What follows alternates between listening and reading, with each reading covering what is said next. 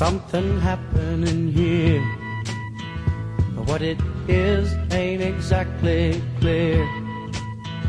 There's a man with a gun over there, telling me I got to beware. I think it's time we stop, children, what's that sound? Everybody look what's going down.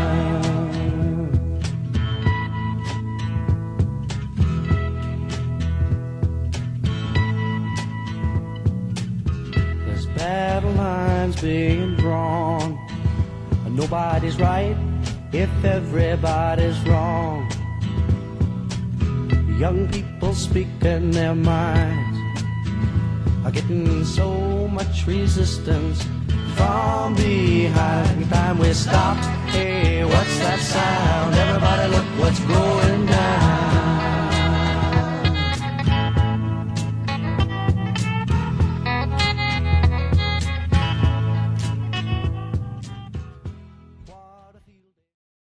Hello, welcome to... You don't need to clap again. No. You don't need to clap. All right, okay. All right. Ignore me then. Yeah. Hello, welcome to day release. And Right. We won't bother explaining that.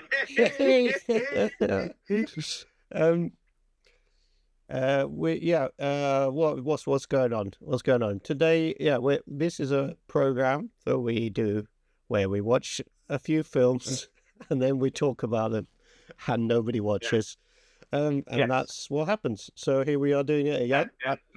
Again. It's kind of like a weird compulsion. Yeah, I don't know what we'd do if people did watch. I'd probably stop doing it. Anyway. So so we're gonna do The Big Lie. Well, we were thinking of doing like a whole political thing a while back, but yeah, The Big Lie has been something that it's got more around it than it actually is. It's more than the sum of its parts, or whatever you call it, or it's or the other way around. Yes. Yeah. And we should explain that our remit as well is like this is our excuse to keep more or less up to date with some new releases that we find it a bit tricky otherwise, but at least if we do this every now and again, we kind of we see some new stuff, and we try and avoid maybe some of the bigger tentpole things, so we slightly look around the margins a little bit, some interesting stuff, some fringe. Anyway, Big Lie, Teacher's Lounge, 12/12 The Day, Hanuman, and Exhuma. Anyway, those are the films we're doing this week, or this month rather. We're going to start with The Big Lie, which is, like I say, it was a film that has been out for ages, maybe a year, I don't know, but I think it was made in 2022, I think. Or more than a year then. But it's it has almost a mythos surrounding it, almost, to the extent that it's been so banned. I don't know, I haven't looked it up, but I don't know if I'd find anything reliable, but it feels like one of the most banned films in Britain. I don't know, ever. You know more about banned films than I do, but it's so banned. Well, it's not. I mean, it's not banned. No, but but it's definitely getting. It's a hard distribution. I was listening to the Alexa Sale podcast, the recent edition, where they were the one they're interviewing the comedian Paul Curry. Okay. I don't know if you're familiar with him. I didn't know him, but he was in the news a little while ago. I can't remember when this happened, but basically he had a show where there was a heckler, and it was something to do with Paul Curry used the Palestinian flag at a certain point in the show, and there was a heckler, and he had the heckler removed, and then afterwards it turned out that he was Jewish, that he was a former member of the IDF or something like that. So I don't know what span against him that he was some sort of. Does this sound familiar to you? So the anti-Semitic kind of. Yeah. So anyway, he was a guest on the, and they would, because Alexis Hill, of course, narrates The Big Lie, or AKA, Jeremy Corbyn, The Big Lie. Someone was, it wasn't him, but someone was saying, Glastonbury, for example, is refusing to screen it for, I think, the second year in a row. Oh, right. Okay. Well, coming up. Yeah. Well, I mean, I think one of the most sort of glaring omissions was the Tolpuddle Festival, which Jeremy Corbyn was always part of anyway.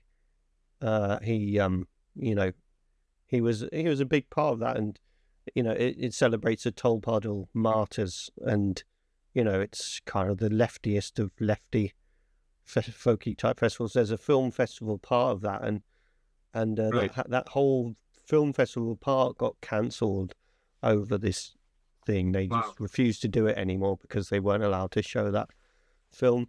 And then obviously loads of campaign against anti-Semitism. People have been turning up to screenings and shouting at people and screaming at them with megaphones and things like that. There's been, you would think it was the worst, most anti-Semitic film you could ever bear to watch. Yeah. You think it was like Protocols of the Elders of Zion, the movie or something? Like directed by Hitler's son or grandson, and just every right-wing group involved, but it's absolutely fuck all. It's actually, it's weird. I mean, from their point of view, if you're trying to kind of see it from their point of view, you'd think like just leave it alone, don't mention it, shut up about it, let it play. And to be honest, most people would probably forget about it, not because it's not informative or anything. It's perfectly fine, but it's nothing like special, and the story's out there anyway, right? It's not like it's a matter of record, right? I can see why they've done it. It's almost like, okay, let's get our ducks in a row, let's tell the story straight or whatever. But it's like the most unthreatening. What it is a chance for those people who didn't get to have a say about all the things that were said about them. It's their chance to speak. Yes, I guess so. Yeah, I think the lobby did the investigative part, and they rely a lot on Al Jazeera's the lobby to kind of pad out or to fill in any gaps and legitimize the things that they're saying. But realistically, it's them. I mean, I was shocked at how low budget it was. I didn't know that I was about to watch something that was so low budget that I mean, the thing is, so we should mention that obviously the people, Christopher Reeves is the director, and they were obviously frustrated by people not being able to see it, so it got leaked online, right? So you can see it on YouTube. I assume it's still up there, and it is, to be honest, indistinguishable from watching a load of other made for YouTube documentaries, really. So yeah, that's the other thing. I can kind of understand why I mean, under normal circumstances, you'd think, oh, okay, I can understand why it might not get played at certain places, because it's an odd length. It's 60 minutes. It's not a feature. It's not a short. And like you said, it is kind of. But it is very suspicious that it doesn't get played at festivals where normally things like that aren't an issue. Well, I mean, it's all quite well documented that. I mean, in fact, the kind of the aftermath of the chasing the film around and getting it cancelled is more well documented by the left and the people that made it than the kind of than the documentary itself, which is sort of like I say, more of a kind of chance to speak their mind. Yes. So it's like the campaign against anti-Semitism and various groups like that, them phoning up and venues and things like that is quite well documented, not reported very much, but it's well documented. But yeah, it's it's funny this. So just in case people aren't aware as well, we should broadly mention. We don't necessarily would, but it's basically a documentary about the smear campaign, the deliberate smear campaign to discredit Jeremy Corbyn and others as anti-Semitic, right? Mm-hmm. And then kind of instrumental in. It's quite interesting because I remember all this when it was happening, but things move so quickly now. It was interesting to see the sequence of events played out, in the order that it happened, and it is kind of, I hadn't thought about it, but like I said, these things, it's not that old history that you've had a chance to comb over it that much, but it's old enough that it's not fresh in your mind, right? So it's kind of the part of the doc that was most interesting for me, I think, apart from the smear campaign itself, is just how instrumental it was in laying the groundwork for Keir Starmer to come in and totally usurp the Labour Party, right? That's laid out, so neatly. It's okay, that's.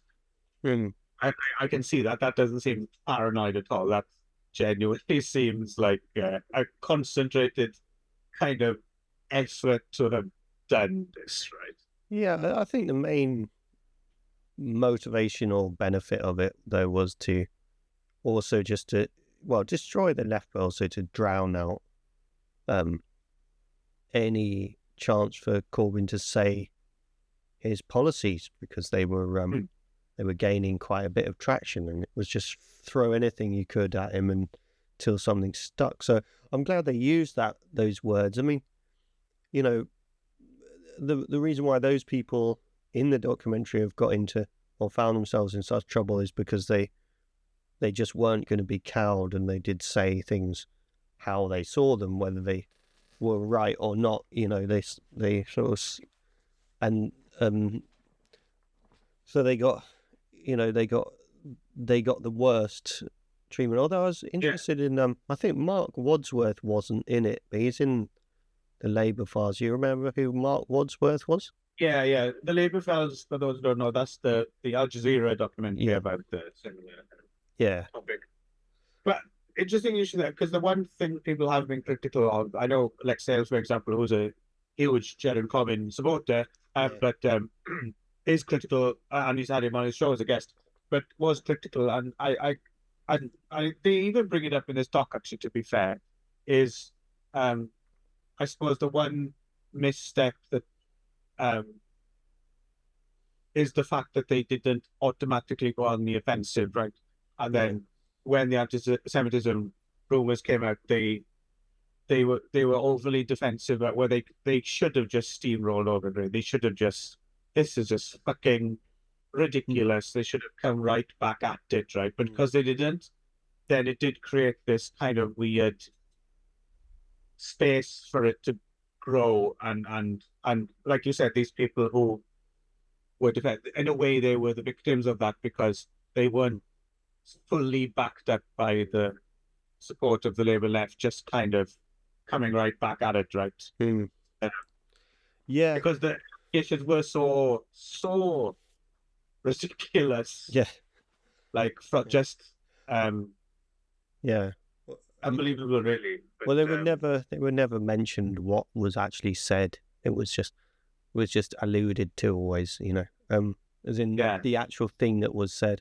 But what I thought was interesting was that I can't remember, was it in this documentary or was it something I saw afterwards? So someone was saying how someone close to Jeremy Corbyn was saying that I think it was in this documentary where that he said that he was it really, to be called a racist, really, an anti-Semite, really hit him quite hard, and that's why he went on the defensive so badly, because I think so, yeah. Most of us could see that he was getting thrown loads of stuff, but he couldn't see it. That was the weird thing.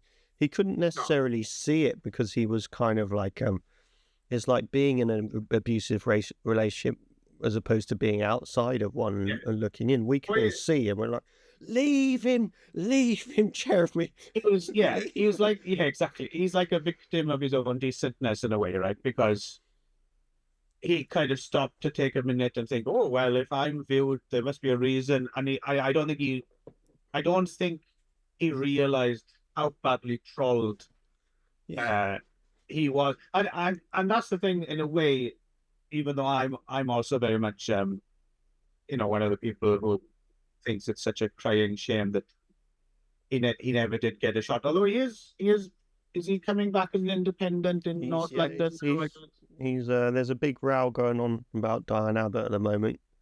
I don't know if you know about that. But yeah, he is. Yeah.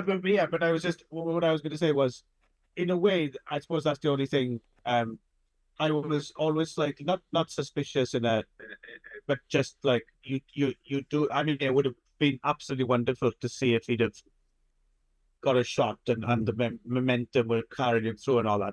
But you do sometimes wonder. It's slightly cynical, but you do have to wonder sometimes if he seems almost built for a different time. I'm not sure. Even if this hadn't happened, so I don't know. I just have the feeling that he's almost like, is just, unless he, what's the old saying, they go low, we go high, right? But sometimes you're like, that doesn't apply. It's like we all have to go low now, right? Like, well, it's not that we have to go low. It's just, I think you just have to be really like, you have to pinpoint things out and speak to your audience, don't you? It's like everyone else is doing that. But yeah, Jackie Walker in the documentary, I think, was right that I do think he would have been like assassinated or something. Like, I think that's the thing. All of the writing was on the wall. I mean, they were fucking, the soldiers firing shots at pictures of Jeremy Corbyn. Do you remember that? Or, yeah. And and then the whole what was it? MI5 director or someone came out and said, I think that's in the doc, isn't it? Yeah. So the only thing I would say about this doc is, it's on the one hand, it's a worthwhile watch, but it's a little bit, like, I think if you were coming totally cold at this doc and you didn't know any of this stuff for whatever reason, it might not be the best start. Like, it assumes because it dances around certain things. And I think the Labour Files, the Al Jazeera one, is a really good. I think it relies on the idea that people have watched that.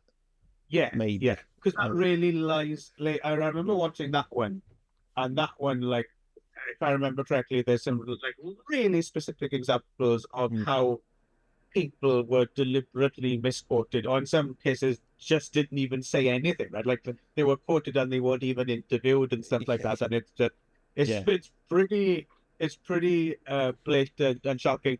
And I think, like you said, this doc relies on a certain that people have already invested in the story. They already know. Right? Yeah, I mean, and it's what was I going to say? But I've forgotten the thing I was going to say about that. But it's also like it's a reminder as well of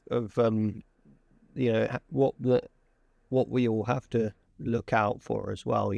Because like I said, at the moment, Diane Abbott is in the press, and there's this whole discourse going on as to whether she sent this text message to Paul Thingy of the BBC saying that she's got the whip back, but she can't run. She's been barred from running as a Labour candidate in Hackney, and then she tweeted later on that she doesn't know where these reports have come from, and and so of course everyone thinks that that's Diane Abbott, typical Diane Abbott. She never knows where she's coming on. lot of people aren't thinking, hang on, what if it wasn't Diane Abbott that sent that, that sneaky, what if it was one of these fuckers who have been fucking about with everybody all the time, deliberately sending this thing out so that they prejudge, the reaction to it, from the Labour office, because, and also trying to send Diane Abbott onto the defensive and things like that and get her upset in the media. Like the whole thing about her being in the, in the toilets crying. And I mean, that's the thing.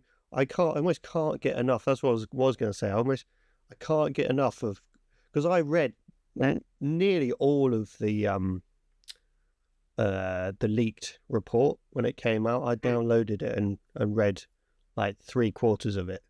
And I was annoyed that I didn't get all the way to the end, but it was just reading their bitchy text, and they do that in the documentary. They did it a lot more in the Labour Party. And then reading it, you almost can't not read it in that horrible office bitchy. Yeah. She in the toilet already has, office wankers. And but that's the thing as well. That's the reason. Like, it's such a shame that we have to. And again, but you do, and that's that. Like we said, that probably his downfall in a way that, like, because he is that. Jeremy Corbyn was kind of like in a way he doesn't want to engage. He's like, why am I engaging with this? Like, there's so much shit to get done. Yeah. Why do I have to deal with this? Yeah. But unfortunately, you do. Like, he's definitely not an office wanker, is he? I mean, I don't think he spends much time in the office. Most of it's in the allotment. He doesn't spend his time gossiping about, various people, and every time he's confronted with these things on interviews, he had an interview with Alexei Sale, various people like that, and I've waited for him to say something robust, like right, and it's always been just the sort of thing where you think, you weren't there, were you? It was all of us. It was all against all of us, and it was all like almost driven towards all the supporters, everyone who supported Jeremy Corbyn, and it wasn't really. He wasn't even there. He wasn't even part of it. It was just sort of like a conduit for it, and he was just, like you said, just driven by his own social issues and stuff. It'd be great if we, And why are they calling me? And you said, I was in the allotment, and a person yelled over the hedge, "Oh, you bloody Jew hater!" I was having a carrot. Yes, he's turned into Kerry Jones. Yeah. On his side. Anyway, no, it's not. Should mention as well as Alexei's narration, I suppose the other kind of the big celebrity they've got in here to kind of glam it up is none other than Ken Loach himself is interviewed. Oh yeah, right. Yeah. Which is kind of interesting to see. You don't really often see. Well, no, I suppose you do actually see it in the book, but I don't think I'd seen him in a doc like this. Just obviously doing it as a favour, standing against a wall, badly lit. So quite annoyed at how bad the production values were for it. But then I know that it must have been connected in some way with not the Andrew Marr show, which is on YouTube. Okay. I know because I watched that and I quite enjoy it, and that's that is kind of they do their thing through Facebook, and you can join, and often Jeremy Corbyn's on there, Ken Loach, loads of weird.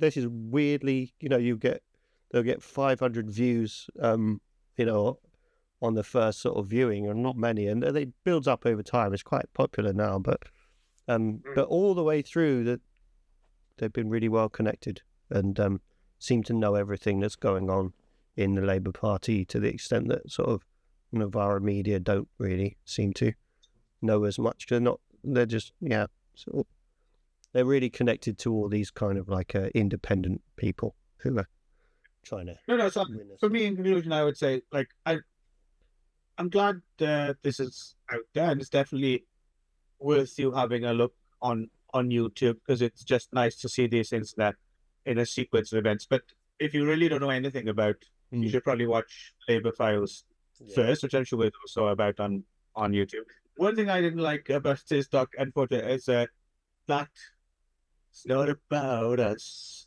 song. Well, yeah. Some kind of Billy Bragg kind of thing. Well, that guy sings, I'm pretty sure it's him. Yeah, it is him. Sings at the end of every, not the Andrew Marr show, on the Facebook one. Yeah, he's always got a new song. I kind of like him, but I'm sure he's a lovely fellow. One of those. It's so earnest, right? As a music. With your music critic. It was a recurring theme throughout, actually, the documentary, which Claire and I were both laughing at. Just the lack of scanning and all around. Like, what do we want? A socialist state governed by a proper government that enjoys equal rights and opportunities for all. When do we want it?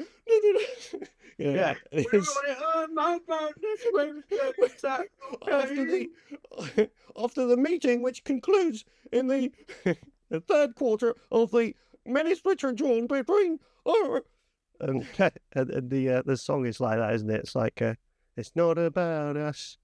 It's about trying to get something that we want all together that we need to do. It's about Sandinistas. It's, Sandinistas. There's these socialist worker types who can't ever just get one soundbite. They just always has to be try and squeeze as much. They do that on interviews as well. That's the other classic thing, unfortunately, is that on the British left is this long history of, like, despite using the word solidarity, 50 times a day, just not being able to ever get it together to be in solidarity, and everyone's just constantly warring with each other over tiny little differences in outlook, as opposed to getting together. I think Alexis said, I can't remember it, he's got a good bit about that. But like Barnaby Rain, Barnaby Rain from Novara Media. There's a few of them actually who speak deliberately real. I don't know if Barnaby Rain deliberately speaks fast. He's just naturally incredibly fast person. But if he's on TV, he'll go in order to get 86 points in before he gets interrupted. And I don't know if that's a habit that has grown over time, but I think it's because it comes out of constantly being interrupted and constantly being undermined, doesn't it? Well, I think that's why, what's his name? I forget his name now. She cut through with a lot of people. Who was the, and again, that's weird now. It seems like old news, and he seemed like, who was the guy? He was really not George. popular for a little while there with the union guy. Mick Lynch. Yes. Yes. Yeah. I think that's what the appeal of him was, right? Was that he didn't do that. Right? Yeah, he never speeds up. Always keeps his tone and like he paces himself really well. Yeah, that's really hard to do, I think. Yeah. Well, yeah, and plus he's not being defensive, but he's not like constantly second guessing, or is what I'm saying inclusive or not inclusive, or he just kind of. Is he? Because I haven't heard about him recently. Is he still about? Does he still? Yeah. It's. I think it's when there's not as they won. What did they win? The RMT. They won something like out of their negotiations, and so they stopped strike. I think there's going back on strike. I don't know. I think it's also the media seem to have. Oh no. Okay. What's right there? Yeah. Well, all right. We'll carry on. Right. Yeah, the media seem to have like avoided talking to him as much. Also, yeah. Well, I'm just wondering as well if it might not be on the because because I think everyone was setting him up for he was going to expand his scope and go further into politics and not just, the unions. But maybe he's just not into that anyway, right? So he's just kind of fought his particular fight and then back down until the next time. Well, not back down, but gone back. But I think everyone thought he was some kind of huge new political figure, but maybe not. Maybe that's not where he was after. No, I never took him as that, though. I think everyone wanted him to do that, but I think he seemed. Yeah, that's what I mean. Yeah, I don't know if he ever really expressed. Yeah, I don't know. Anyway, we're so starved, as the Stranglers sang, "No more heroes anymore," right? That I think we just seize on anyone, right? Who looks like they might be a half decent person. Yeah. No. Well, we're at a dangerous point, that's for sure. Yeah, like where it can be kind of. It could be someone just really crap, and we'd all, I mean, no, it's insane now. It's insane. It's to the point where, like, someone who might moderately just kind of raise their hand a little bit and say, maybe we shouldn't be bombing the shit out of Rafa, is considered like, oh, that's a brave stance. Yeah. That's what? This is insane. Just insanity. Yeah. Anyway, shall we anything more to say about that, or shall we move on to our no, just that, Israel, of course, has a right to defend itself. And yeah. I'd just like to throw that in. That definitely. I'm not saying. So good. Right.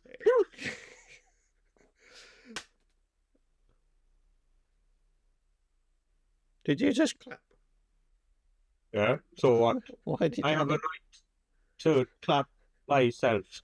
Okay. All right. So, des Leherzimmer. Okay.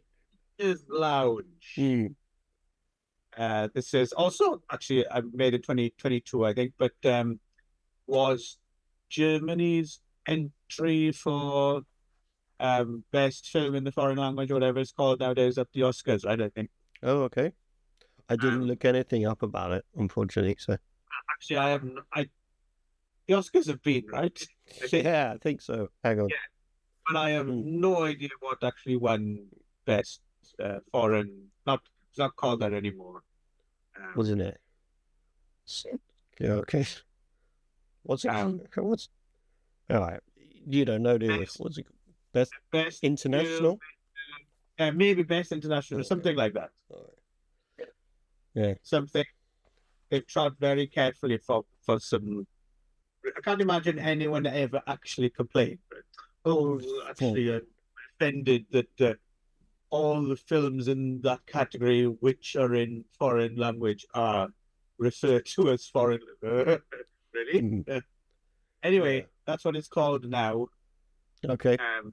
We're not sure. And this was nominated in that category. I don't think it won. Can't remember what won, but I don't think it was this. It doesn't matter anyway, because the Oscars are kind of bollocks. Directed and co-written by Ilker Chatak, I'm guessing it's pronounced, and co-written Johannes Dunker, and starring Leonie Benesch, who I suppose came to fame many years ago. She starred in Michael Haneke's The White Ribbon, right? Oh, okay. I wasn't overly familiar with. There might be other famous German names in the cast as well, but I didn't know. Although I get the feeling it's mostly her, right? She's a big star, and then everyone else is relatively faces, I think. So I'm kind of interested. You specifically chose this one, and interestingly, you are indeed a teacher. Somewhat of a teacher, anyway. Yeah. And I'm assuming you have access to some form of lounge. We have a lounge, yeah. Well, we have a little staff room and a lounge, yeah. Yeah, I mean, not many people go in the lounge, but yeah, I mean, I was interested because it said it covered, social issues through the lens. We'll do the plot, shall we, quickly? Just that there's a theft in the school, and no one knows who it is that's responsible, and so this teacher, this teacher, her class gets the sort of finger of suspicion pointed at her class, so they do this sort of interrogation type thing, and they're at pains to say it's not an interrogation when it isn't. All the way through, they're at pains to say things are not what they are, because that's not what we do. It's like an elementary school, isn't it? Yeah, it's well, I guess I guess they have sort of like a through schools in Germany. I don't know. And then it's quite cleverly sort of escalates the whole thing through her actions until I won't go into too much detail in case people want to watch it, but it's like it just escalates and then I think we can say that I think that's okay, because I think that in the trailers or whatever, so she decides, because actually there's a space one, right? But she decides to take she decides to take matters into her own hands, and she sets up like a mini surveillance camera or something in the Das Lehrerzimmer, which I'm assuming means teacher's lounge, and she catches possibly someone on camera, and then that kicks into these series of kind of allegations and stuff like that. It throws everything apart, yeah. The one thing I wanted to ask you before we started discussing the film is that, because as someone who isn't a teacher and also doesn't have children, so when I left school, I know nothing of schools in the past, like 25 to 30 years, right? So I was going to ask you if this would. So it's quite interesting for a dink like me, to do people still use that? Yeah, that's what we call non-teachers. Yeah, dinks. Yeah. But the kind of level of not respect, what's the word I'm looking for? The kind of the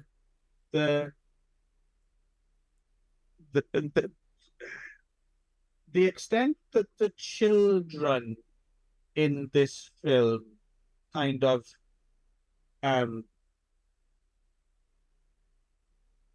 are allowed, like I don't know how to phrase this. Like when I was in school, let's put it this way: teachers told you what to do and you did it, more or less. You had some nice teachers who said it nicely, and you had asshole teachers who were assholes about it. But basically, teachers said do this and kids did that, right? And if they didn't, they were in trouble or expelled. What was interesting to me watching this film was the extent where the children were controlling the narrative, or if they would have, like, some of the kids in this have these tantrums in front of teachers. I have to get that have happened in my school. I mean, it wasn't, I'm not that old. It wouldn't have been a clip across the ear hole, but it would have been a good shouting at or sent to the headmaster or something like that. Right? But the kids, they're almost on an equal footing with the teachers. And I was wondering, is that realistic, or at least it could be different between German and UK, I don't know. And I know you don't teach younger children, but you do have children. I did. So is that realistic? Was the world of the school in this film realistic, or is that how it is nowadays? Well, I'd say that what the film does well, explores well, and is sort of accurate, and seems to be, has a crossover between England and then I'm presuming a lot of places, but it didn't. I never really thought of it outside of England, other than maybe America. But I'd heard some friends moved to Germany, and they'd said that it was quite strict in Germany, and their kids were having a harder time. But what the film does well is what the situation is in fact that two things have happened, right? In my view, anyway, that I think the film touches on.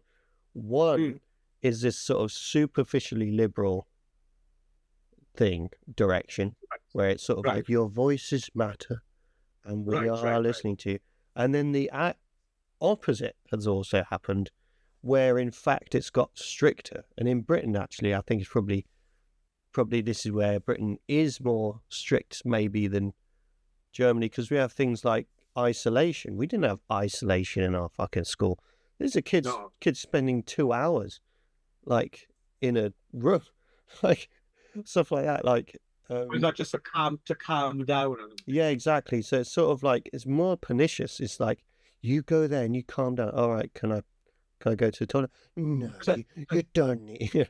But we don't do that where I work because we're a sixth form college. But I mean, I know from my son's school and from my daughter's school hasn't been as bad. But the uniform and the protocol and stuff. I mean, when I was in Wales, they had uniform and stuff. But I came from an incredibly liberal school, and so actually, what you're saying about secondary schools to me is actually. It was a rough inner city school, but we had no uniform. It was very liberal. It was really like, interesting and different in that way. Just really just easygoing in many ways. And then, and then Wales seemed a lot stricter to me, but still, I think it's more strict now than it was when I was in secondary school. But it also comes with this rhetoric of of your voices matter and it's important to us, and that sort of thing. It comes with safeguarding and things that weren't in place before. Special needs provision, stuff like that. So, and then there's two things pushing against each other. Like that's why it's just getting bigger and bigger. There's a bigger and bigger explosion of sort of special needs, ADHD, mental health issues, and stuff like that. That are almost there as a counterbalance to the stricter protocols that you have going on, which are pushing against these things, and I think that's all been driven by the fact it's actually stricter than it was. The work is harder, the requirements are harder. The maths that my son had to do and my daughter had to do in primary school, it kept getting harder and harder and harder. They kept making it harder and harder each year, and it was at a level in primary school, towards the end of primary school, that I wasn't even at by in like third or fourth year in secondary school. It's just really hard in many ways, and then grammar is second. What do you think triggered that then? Why is it suddenly? Why have they upped their game in terms of making things tougher? Well, I think it's always because it's a right-wing press saying we're dumbing down standards and stuff like that. And then there's this paranoia and fear over China and how China has got, the highest overall global marks or whatever. But it's like, that's so that's a PISA score, isn't it? That's interesting. So you think it's almost like, because obviously society in general and what is a workplace has changed so quickly, like almost underneath our feet, that we've gone into like emergency mode or something to train people up for the new world of work, I suppose. Yeah, but they're not. It's also like in this country, it's Michael Gove. But then there must be a Michael Govey equivalent in. Michael Gove was one of. Sure. There's a resurgent right in Germany. It's basically just right wing paranoia. And then you mix a bit of China in there to kind of had this thing of, well, look what they're, look at the results they're getting with their kids. But there's obviously liberal countries that get. It was interesting as well. I was listening to something. I can't really even remember what it was, but they just pointed something out to me, which you might have thought of before because you're a parent, in higher teaching, work in higher education and stuff like that. But I never really considered before. I was thinking, no, that's a really interesting. It was someone talking about when they'd gone to school. It was someone quite famous actually. Anyway, and they were just talking about a period where they'd gone to school in the UK, and it was a short-lived period. It was at some point in the 70s, and they'd relaxed the kind of notion that of doing tests like in the room, like doing exams in the room in a certain. I think it was Kim Newman actually was talking about, and he was saying when he'd gone to school, he'd happened to just by chance go in this kind of lax period. I guess it must have been in the early to mid 70s, where there was a lot more emphasis on giving you like kind of a task or an exam to do kind of in your own time almost, rather than under exam conditions. And it was up to you to deliver it. And apparently a lot of students kind of cracked up weirdly under this. It was almost like too much freedom or something, or they didn't know how to balance their own time, or they didn't know. But he was saying for him it made a lot of sense, and it benefited him because the skills that he learned, like having to go away and research this thing and figure it out or whatever, those things that he learned to pass his exams were actually things that you used in the real world after school, right? And he was like, how often after you leave school do you ever use like revision skills or having to fill out the under examination, in a room and on the, under the gun with a clock? And it's like, oh yeah, that is quite an interesting point. Like, when do you ever do that again, ever in your life? It's not really a life skill that's worth anything, right? Well, a lot of these skills that are just compliance skills, that like the overall strictness on uniform and stuff now it is stricter. You get detentions. I mean, I don't ever remember my uniform when I hadn't worn a uniform before, and then went to Wales, and my uniform was, I bought a casual shirt, and I just didn't get in trouble. Yeah. I didn't get in trouble for it. I didn't get a detention for it. You get a detention if you're, if you misplace your tie, or, your shoes are the wrong color, and, they're wrong shade of black, or, if they're brown, or, you just get detentions loads. Some kids are getting loads of detention. Some of Hollis's friends are getting loads and loads of detentions, like detentions every day. It's just a kind of like almost a impulse, and it's just those military. It sounds like the military, right? Yeah, it's really so. It, like I say, it's both things are happening at once. You get more strict, and then because there's and then there's this impression that we're all softer. Like you had the impression that we're all softer on kids because and kids are more, kids have more rights and are kind of like more rightsy or whatever, more like kind of, I feel depressed and and my mental health is suffering, but their mental health are genuinely suffering. Those are genuine things, and the that is because it's got stricter, and in a middle class way that you like disguise nasty stuff with padding of the padding of like sensitivity. It doesn't make it better, it makes it worse, doesn't it? Right. That's interesting to mention actually, because now thinking about it, yes, there's like the scenes in the classroom, for instance. Yes, the kids do kind of talk about or whatever, but at the same time, there is this very regimented way of doing things, but like you said, couched in seemingly kind, like that. That kind of stuff. Right? In the film, because they all say we don't do that in any of the other classes. The kids say that to her, don't they? They said, we don't do that. We only did that to you. So basically, the film is that, she's a well-meaning, earnest, liberal-minded teacher caught in this world where there's certain things you have to do that are contrary to, your belief system. And you have to couch them in this language of none of this is actually happening. This isn't bad. No, it's not because you're a Muslim. It's because, anyone could. And then it actually is because, they suspect the first kid they suspect is Muslim and, or it's out. I can't remember it. But he's,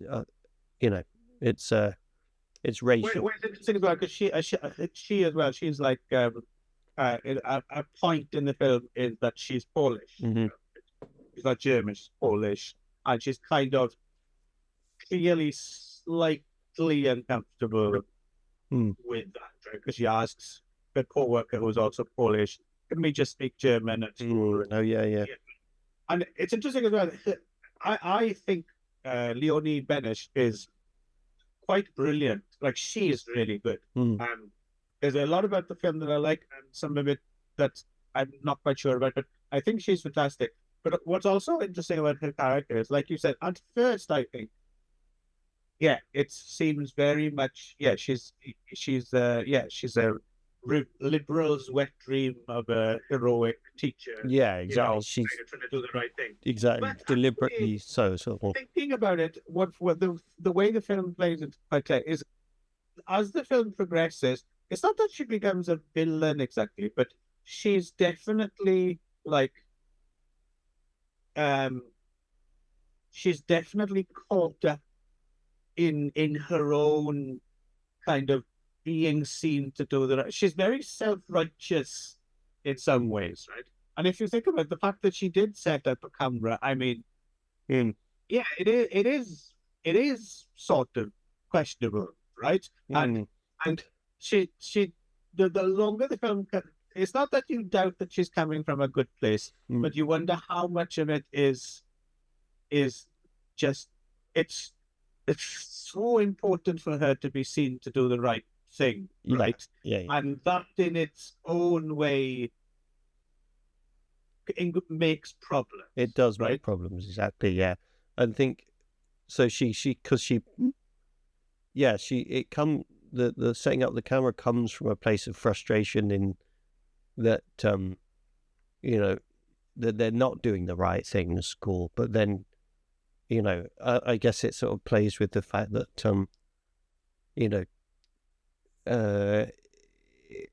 if someone's stealing, it's never pretty, and it's and it's so it doesn't it kind of throws up questions and doesn't answer them. No, it does.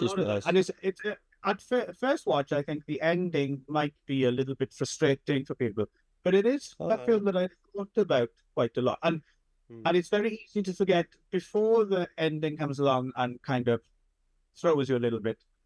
We should mention, because it's very easy to forget, right? Like from minute 1 until maybe 5 minutes from the end, it's a film of incredible tension. Yeah.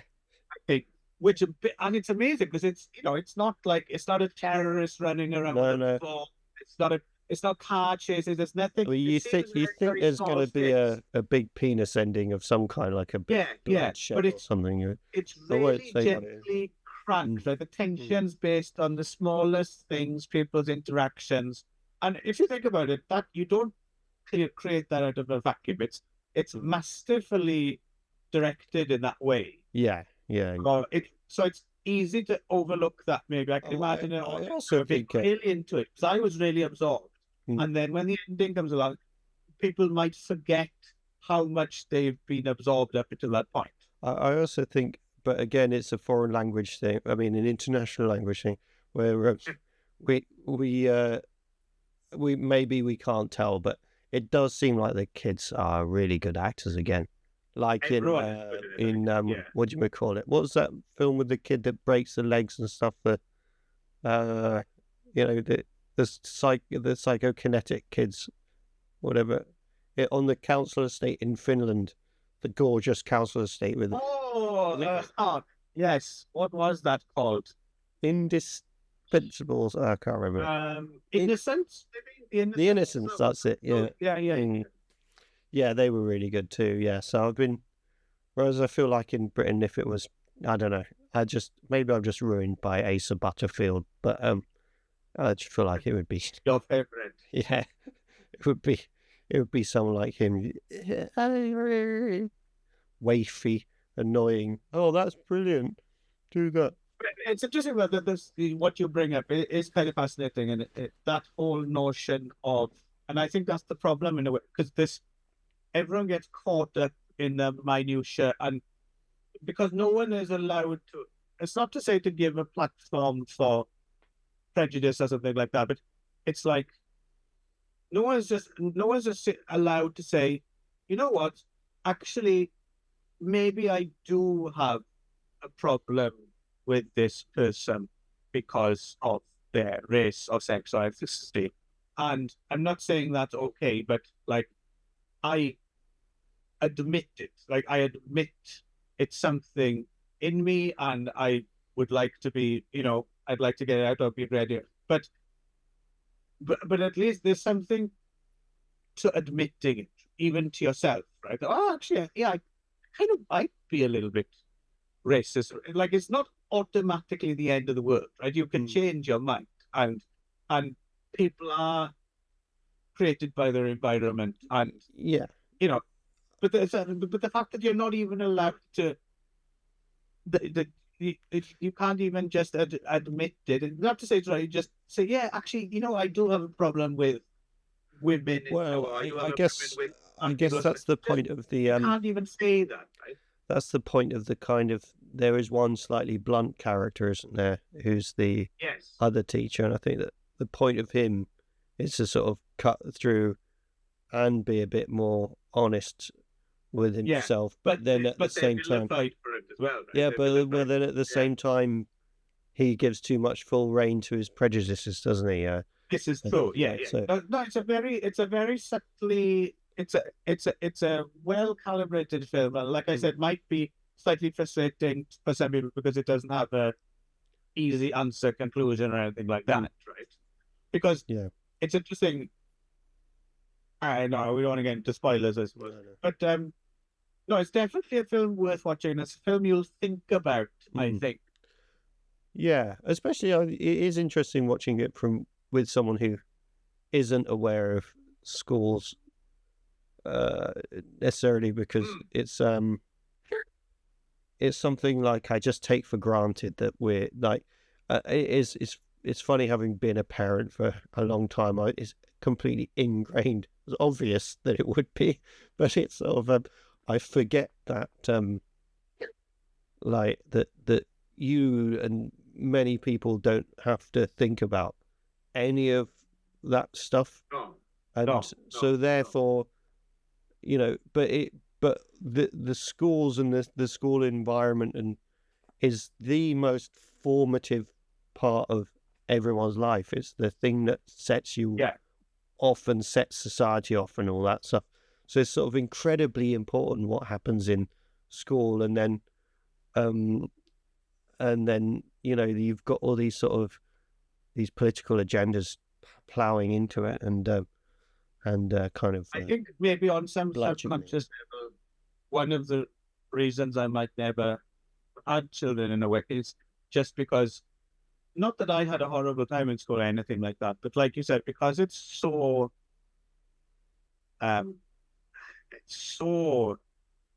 like heavy in a way, like to put it behind me and just got out of education, like no looking back. I just wanted to go as far as I could. And then, again, not because you feel, I don't know about how good, but I felt immediately, so much lighter on my feet as soon as I got out of education somehow. Yeah, I mean, actually, like, there is a reason, I think, why they chose that character to have the clap, clap, clap, clap, clap, because that's a primary school technique, and all the primary school stuff, and again, I don't know if it's the case in Germany, but all the primary school stuff is almost like setting you up to fail in in secondary school, because I mean it shouldn't be that way round. It should be carry on being softly in secondary school. The fuck are you doing? Like, don't go. But you get this build up towards the end of primary school, and then and then teachers say that thing which they always used to say as well, like, you won't get away with that in secondary school. But fuck, do they mean that now?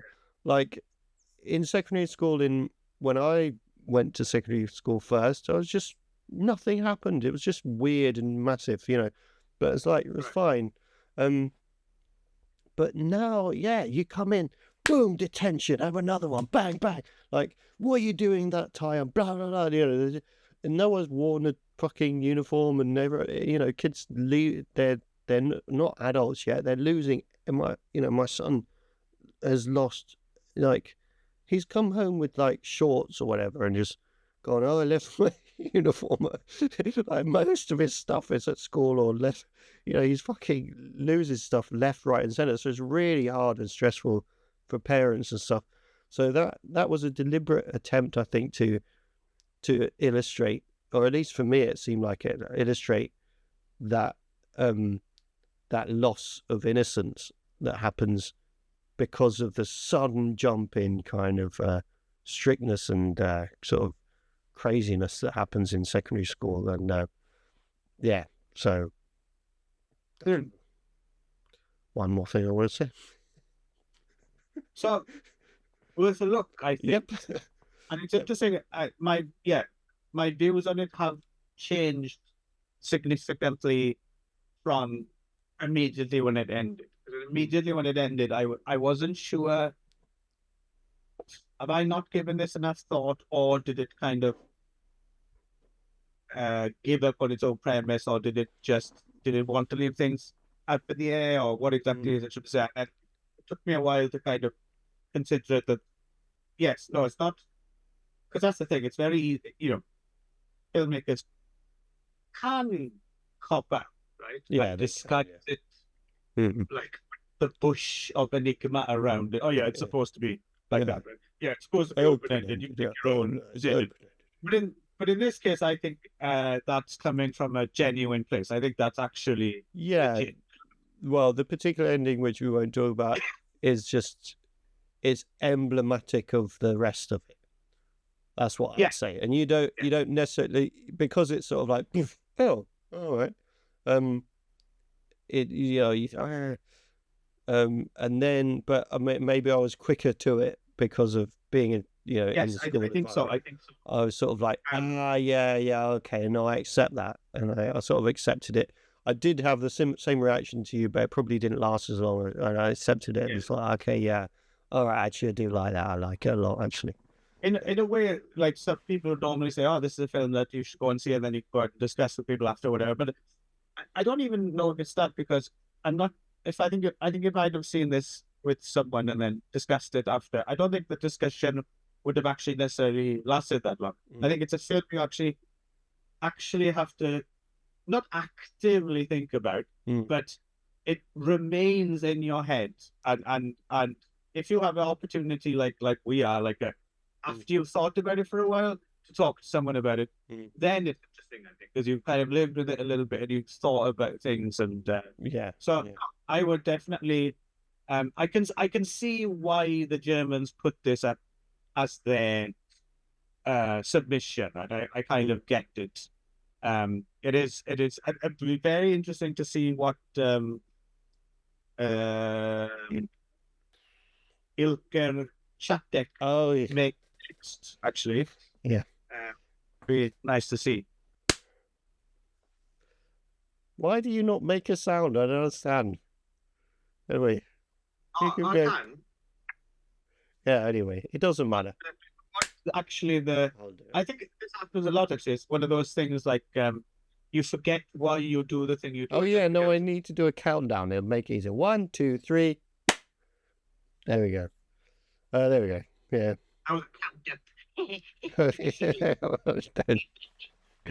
To be precise. So, anyway, do it again, is it? No, that's fine. It's fine. Put in the Sportman. I don't know what we're talking about. Yeah. Okay, so 12/12 The a day. Yeah. Not the best English title. I think Soul Spring is better. I think maybe 12/12 the day. It's, I don't know. That's a little too abstract. Yes. Right? Like Yeah. 4/9 the carrot or something. Well, I mean, there was 2012, wasn't there? The Hollywood film. That was a film, wasn't it? Yeah, I think this might be more the what was 1987 when the day comes, right there. Oh, okay. Yeah, Korea film, which is a very good film. And in this, so there seems to be a few of these now. There's been a few films in recent years. Yeah. Kind of South Korea coming to terms with its own post-war politics, especially 70s into 80s kind of military dictatorship era. There's been a few of them now, and I have to admit they're catnip for me because I'm a little bit fascinated in this time and period history. I'm really interested in the kind of pre-1987 Korea, I guess, because we didn't really get. I don't feel as if Korea was a country much discussed when we were growing up. I don't think so. When the whole thing in 1987 mentioned. That's only something I've become aware of in recent. It's in, maybe it's just because I'm playing catch up, and maybe if you're, Korea or even from surrounding areas, you might know this stuff. But I was always under the illusion that it was like, post-war, and then you have the Korean War, and then you have the split, and then more or less, the North is the North, and Seoul and South Korea has been pretty much a Western-style democracy along the line of Japan ever since. And I think a lot of people who don't know any better kind of assume that, right? And are not aware of this like really weird, tumultuous period of time since after the Korean War to 87, where the South, it wasn't as much plain sailing as you think. Yeah, I mean, it's so recent that I kept looking at the scenery of the thing and thinking it was 1950s, and then having to remind myself that it was 79, 80, and then, like you say, it's going into almost recent history in for our age group anyway, and sort of the repercussions and the you can see why they're only just now having a kind of a the reckoning or whatever you want to call it. Not a reckoning, but they're really kind of able to delve into these things with sort of a critical eye. Would be the and no holding back. The thing that I kind of quite liked about this film in a way, there's no like there's no pussyfooting around in terms of where they're coming from. Like, it's very, they're calling out people, even though apparently they had to use a lot of fake names, and they are, there are no doubt about saying, and that's why these fuckers were in control after, as they're all a bunch of cold-blooded. They say, whoa, okay, there's no, you know which side of the line they're on. Well, actually, I was going to suggest to you that that we contrast it with Civil War. Have you actually seen that? Yeah, I was going to say that, but anyway, maybe I will get onto that in a minute. But it is useful. Well, no, if you have something to say about it, go for it. I'm not. I didn't think you would want to watch Civil War that much, but I'm not a big fan of Alex Garland's films, and it just seems like, I know it's a big talking point. I don't know what you thought of it, but I get the feeling it's going to just annoy me. I think it probably would. I mean, Civil War, it wasn't.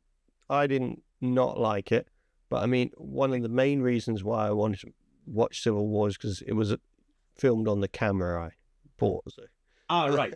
So, but the thing is that Civil War, where it was kind of boring, was that it deliberately, and it did it in, speaking of the teachers' lounge as well, in that kind of thing of a liberal thing again of like, but almost like it's trying to trick the right into watching it, Civil War, because it deliberately doesn't pick a side sort of thing.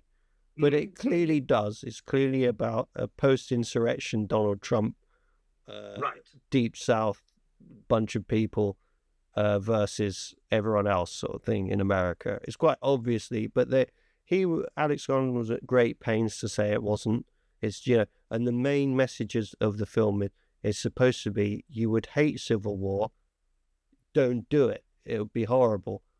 But at the end of Civil War, they kill the president who's like Donald Trump sort of thing. It's like, yeah, but, you're not going to fool these people. You're not going to fool these they are media savvy. It's like, so you've kind of defeated the point of your film in that respect. And then at the same time, everyone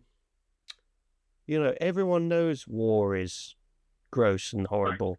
Like, you kind of don't need that. That was sort of done by, in many ways by, Coppola and all the rest of them in some ways. Well, that's what I mean. It's one of those times I hear people, you're going to talk about it, and I'm thinking, well, you're not trying to be aloof or anything, but I would be very surprised if watching Civil War, I'm actually presented with some ideas and things that I've never actually considered before. So from that point of view, and then the other point of view is just entertainment. And I'm thinking, I don't think it's really something I want to see for entertainment either. So, but that's why I stayed away from it. So 12 the Day was the film I felt that Civil War should be, because it goes after, it picks a side, without a doubt, and then it goes after the people in the intrigue and characterizes them, in a way that that makes it funny at times, really interesting and characterful, and all the good things about a story that you want, and then the kind of politics and the horror can be there as well, is there, whatever, but it's like it's entertaining. Exactly. It's a straight up thriller, really, and because I've no doubt, and I don't think the film's trying to pretend otherwise. I've no doubt that a whole lot of the things done for huge dramatic impact never happened, right? Maybe standing up to the people on the people having to turn around on the bridge climbing over the barbed wire and the shootout. I'm pretty sure none of that actually happened, but it doesn't matter, because it's just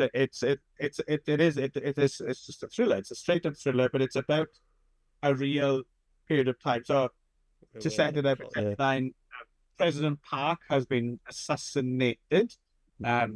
If you want to know more about, there's another film called The President's Last Bang about that, about the assassination of Park, which is not great, but it's kind of an interesting film. It's worth a look. We would make a interesting companion piece, I think. So there's martial law, right, around the capital, and then the Prime Minister stepped in to be acting president for a while, and it's considered, it's called the Soul Spring, right? So this was the period in time where the dictator, where the head of the president had been assassinated, and it seemed like now was the chance for major political reform, right?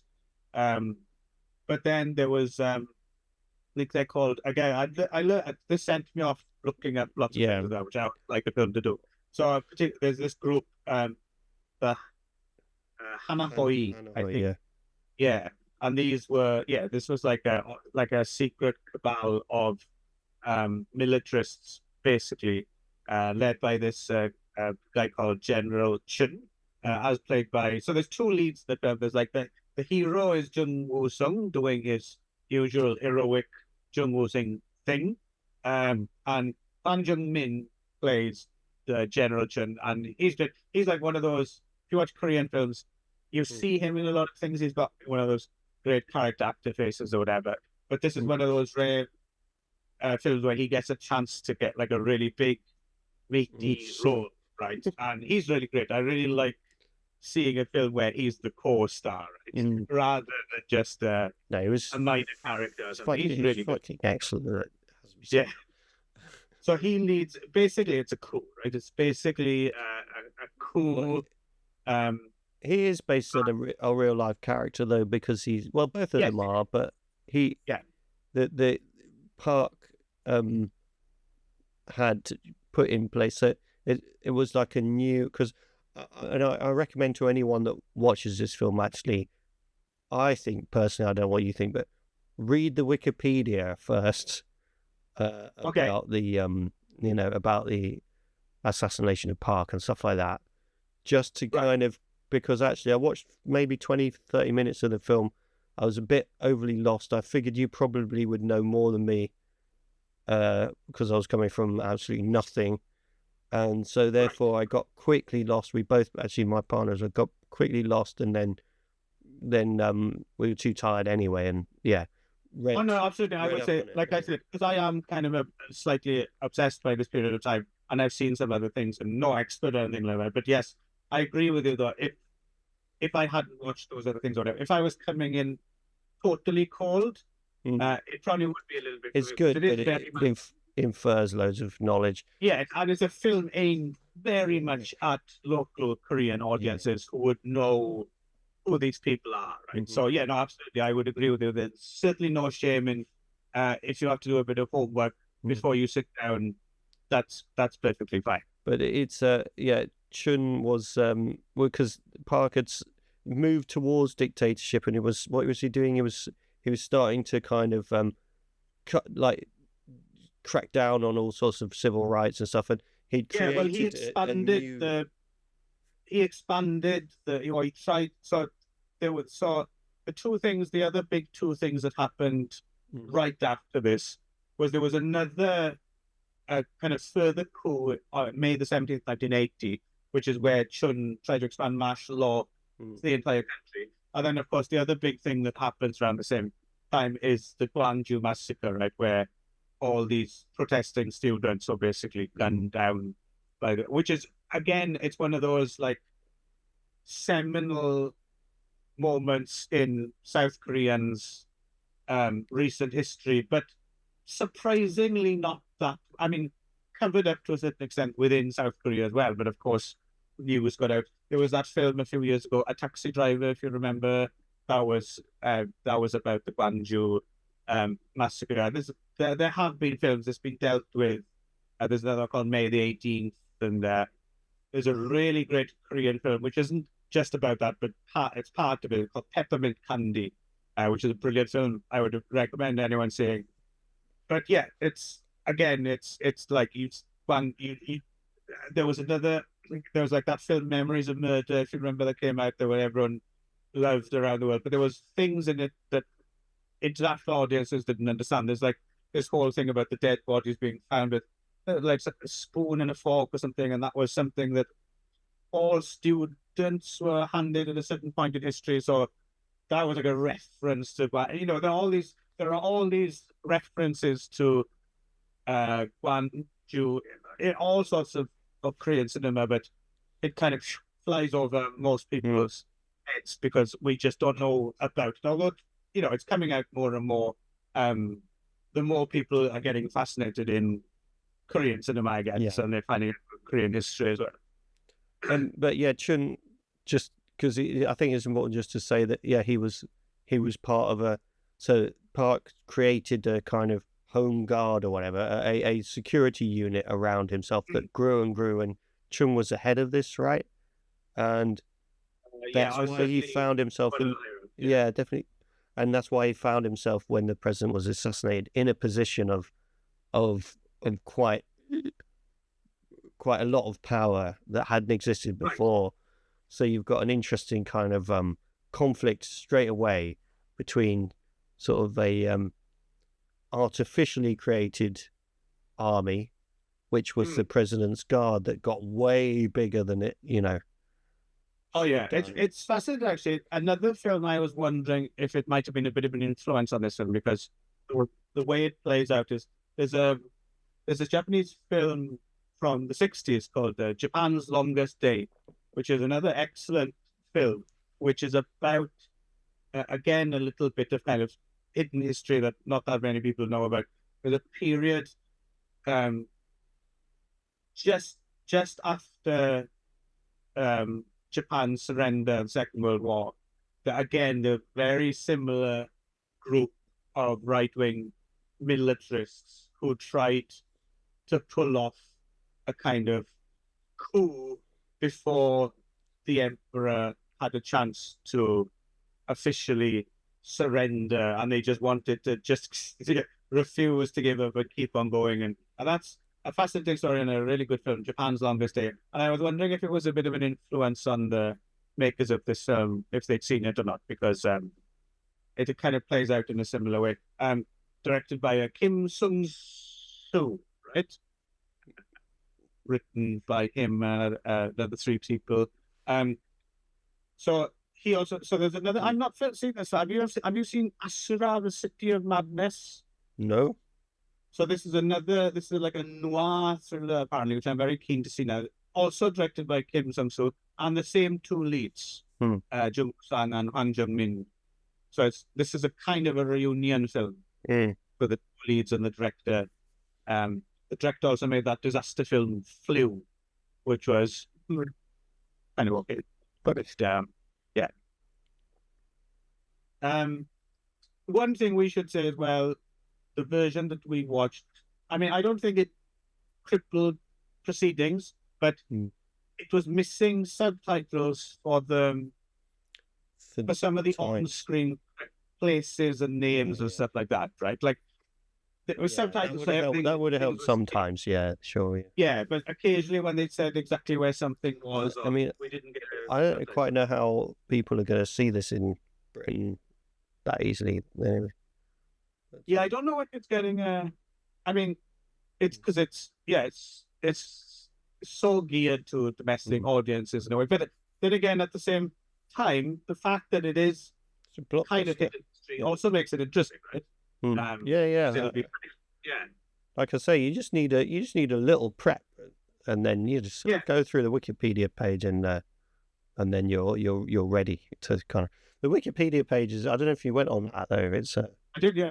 Did you notice that it's normal, and then it's suddenly at one point descends into really weird. There's someone who's Korean who's maybe used Google Translate to do most of it. Right. He starts going on about, then he dropped the candy 3 times or whatever. I don't in progress. Clue what he's talking about. It makes me want to say, actually, apparently there was this was apparently the most seen film in Korea last year. Like, everyone turned out to see this. And I can kind of understand why, because they're trying to put it together themselves, especially younger people, I would imagine. I don't think it's just non-Koreans. I think a lot of younger South Koreans are probably, because South Korea now is so different from South Korea then, and like you said, in such a relatively short amount of time, this must seem as alien to them as North Korea almost too. Yeah. Coups and military in the streets and like. Yeah, well, it's also just, it is really, really intense, and in that sense, so well done. Like, the plotting and the, not as in the plotting of the film, the plotting of everybody against each other, and though I don't know, again, poetic license, the way that it kind of like, it seemed like a dead cert that, what's his name, was gonna defeat Chun. It really seemed like it's great. And what I like about that as well is, in a way, and this is why Korean cinema is so interesting now, is that in a way that's an old-fashioned holier than thou character that we kind of don't do anymore. But it fucking works for this film, right? Just in opposition to John, it works. It's a black and white worldview in some ways. It's good and bad, but it works, especially because like you said, we're not going to get spoilers there, but it's not. It's not necessarily going to play out the way you think it is. Yeah, and it's also just I mean, it's one of those ones where you have to have someone you can rely on, and so they, no, I don't know what else to say. I don't want to give too much away. I think people should really get that. I think he's easy to overlook because Kwang Jung-min's getting to do the more subtle things as Chun. He's getting to do a lot of that, whereas Jung Woo-sung's just asked to be fine and upstanding and intense and all that, so it's easy to overlook. But he's doing a fucking good job at it, right? Like he's like properly like a monolithic, good guy. Yeah. You feel really behind him every time, like he takes a stand. Yes, like I would follow. Like I would follow him. He really does that. Like you feel like if you were there, and you were doubting, you thought it's all over for us, and he said, "No." Yeah. You're right. The fuck, snap out of it. I'm getting on. It makes me want to see. So apparently there was a TV series from 2005 called Fifth Republic, which is it sounds interesting because it's a lot of episodes, so it really gets into the minutiae of exactly what happened. Couldn't find it anywhere with English subtitles on, but I'd be quite keen to see Fifth Republic.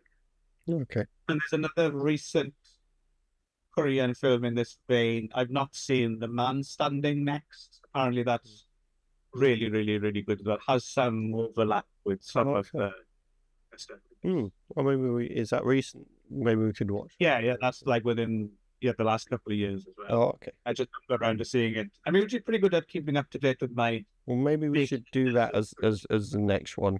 That way. I don't know. It might be a bit too. That's good. No, all our loyal viewers can, those. Yes, they can. Who they can know as well that they can watch it in advance and then get the lowdown. That's right. I mean, things that I loved as well. Just the ringing around bits. Without giving spoilers, I loved all of it, but the ringing around bits were really sort of farcical and funny, and also at the same time tense as well. Just they're sweating all the way through. It was a long film as well. You said you had to look it up and then you went back at it. Did your significant other watch it with you as well? Yeah, we both looked it up and both Did she enjoy it as well? Yeah, a lot. Okay. No, it was because she'd watched Civil War with me as well, and she didn't like it. I was all right with Civil War. I thought there's a place for it, and but she didn't like how kind of. I think the thing is with Civil War, it kind of as times has gone on. I think I saw it about 3 weeks ago or something. As time has gone on, I've kind of liked it less and less. In this, and then this film really sort of sealed it, because it sort of showed me my problem with Civil War was it didn't. I'd prefer to see what led up to this thing and who was involved and or more because one of the other things that was interesting about this film was that like no members of the public are involved, and it's deliberate, and it's like you got bits where there's tanks just going power, and there's people on their bikes going and just little and deliberate little glimpses of just ordinary people, including his wife. I keep forgetting who his name is. Just doing domestic and like ordinary things, just to sort of like offset this, just the game of like bonkers sort of power play between men, who are. Well, that's the other thing as well. That's the other fast thing. This is something that and I don't get me wrong, I'm not one of these fucking asshole anti-woke people or anything like that. But what I appreciate about when we make a period piece like this, right? And it's men. It's all fucking men in rooms smoking and drinking, and all the women are kind of marginally allowed to come into the room every now and again to hand food out or something like that or whatever. And if you were to make an American version of a similar story now, you'd have to have one of the characters was, actually, a woman of color or something like that, was fundamentally. And I'm thinking, no, that's not the point. Is it was all fucking men and it wasn't diverse, and that's part of the problem. Don't It was definitely part of the problem, yeah. Don't pretend that's what it was like, and that's why. So I appreciate that they don't go out of their way to. They just say, no, it's unfortunate. This is a sausage fest, but that's part of the problem. That's exactly how it was. Right? Yeah. I appreciate they don't go out of their way to. Well, it is also that it's not just women that they kind of marginalize in the film. It's everyone other than this group of men. Yeah, exactly. Yeah, it's like all the soldiers, all the civilians for sure. That basically there's a chain of hierarchy, and this group of men who are like nearly all. I mean, the minister for defense is like the pinnacle of, and again, it's just like these are universal things. Is this what was? Oh, sorry. Yeah, that's what was like delicious about it, is that all these things were like universal. Like you could see, all right, so you might not be able to see a coup in Britain like right now. You could see something like that in America, just down the line. But what you can see is, I can place different politicians' heads on. I can see who's going to be the Chun character out of this, because they're so well drawn and they're such a bunch of wankers. So really, really, like, there's the Minister of Defense, the most unbelievably spineless one. He's so hilariously spineless, and he's believably spineless as well. It wasn't just like they're not too comic. Is what I like as well. Though. Yeah, exactly. It wasn't too comic. It is sort of black white, but they're not. They are nuanced performances. Right? Yeah. You don't necessarily hate them because you kind of see their motivations are true. Yeah, their motivations are true, and their motivations are driven by greed and self-interest, and just you can totally see them in every politician. You see, and they're politicians with guns. It's fucking great. Should mention that Chun, of course, did end up becoming president twice as well, I think. Right. And what happened? Claire looked that up. I've forgotten. He eventually got imprisoned, right? I know he was definitely discredited. Yeah, years and years and years later, when they were clearing the stuff up. He died fucking right, because he was very much instrumental in that happening. So he died in. All else, that was the thing that got him, discredited and possibly. I can't remember. I think he might have been different, but he was definitely. He got cancelled. Yeah, but I mean, he died at the age of 97 or something. Well, lived a ripe old age. A kind of absolute bastard. Anyway, well, there you go. Yeah, which is true to today as well. Yeah, again, it's like one of those things. 12 the day. Dubiously boring title, but very interesting, entertaining film. Yeah, on the basis of the title, you'd never go and see it. Yeah, you think, what? 5-3 the chair. I'm not watching that. But no, it's good. Check it out, yo. Yep. Okay, 1 second. 1, 2, 3. Oh, my clap not good enough, was it? No, I couldn't hear anything. Really? Your hands are too soft. I guess. You never worked a day in your life. I've never been told that before. That's beautiful, Robin. Thank you. Your hair is lovely. Thanks. Your beard is like a cloud. Yes, upon which I float. Hanuman then, yes. And this is pretty much a brand new film. And it seems as if it's, well, it says front and center, it's the first volley in Prasnath Varma's cinematic universe. Oh, shit. This is the director Prasnath Varma. Is it going to be a trilogy or something, does it say? Or it's got that trilogy feeling about it, but... Well, at the very end, it announces the sequel, right? Jai. Whether there's going to be a third one, I don't know. So Prasnath Varma previously had a big hit in the form of Zombie Ready, which I've not seen, but I'm kind of interested to see it. I think the first Telugu language zombie film, maybe. And this apparently is the first Tollywood Telugu language superhero film. Right. Apparently. Mostly shot in Hyderabad. Although they do make, one of the gags early on is they do this thing where an on-screen credit tells you when something is real or when it's CGI, right? Which is kind of funny the first time, but they overdo it a little bit, right? That thing that pops up that says CGI. Oh, yeah. Oh, I thought that was something to do with the version you had. Oh, no. I think it's like a gag. I think it's an extended gag. Is it? Okay. I think so.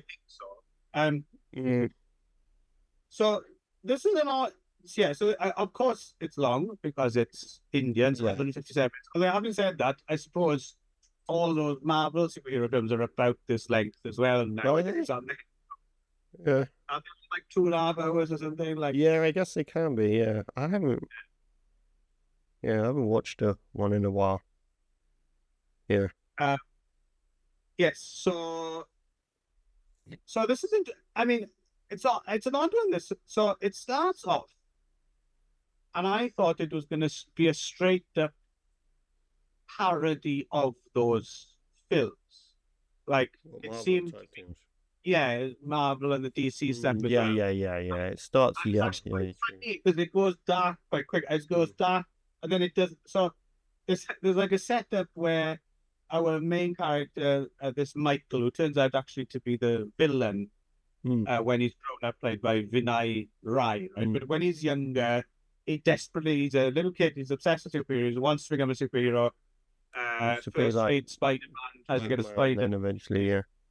And then he's disappointed that he does not automatically, have webbing or whatever. And then he tries to be Superman for a while, and he helps another kid from being bullied, and he grows up to be like his sidekick, who has this very annoying habit of saying Shazam all the time, which I found quite annoying. That's one of the more annoying things in the film.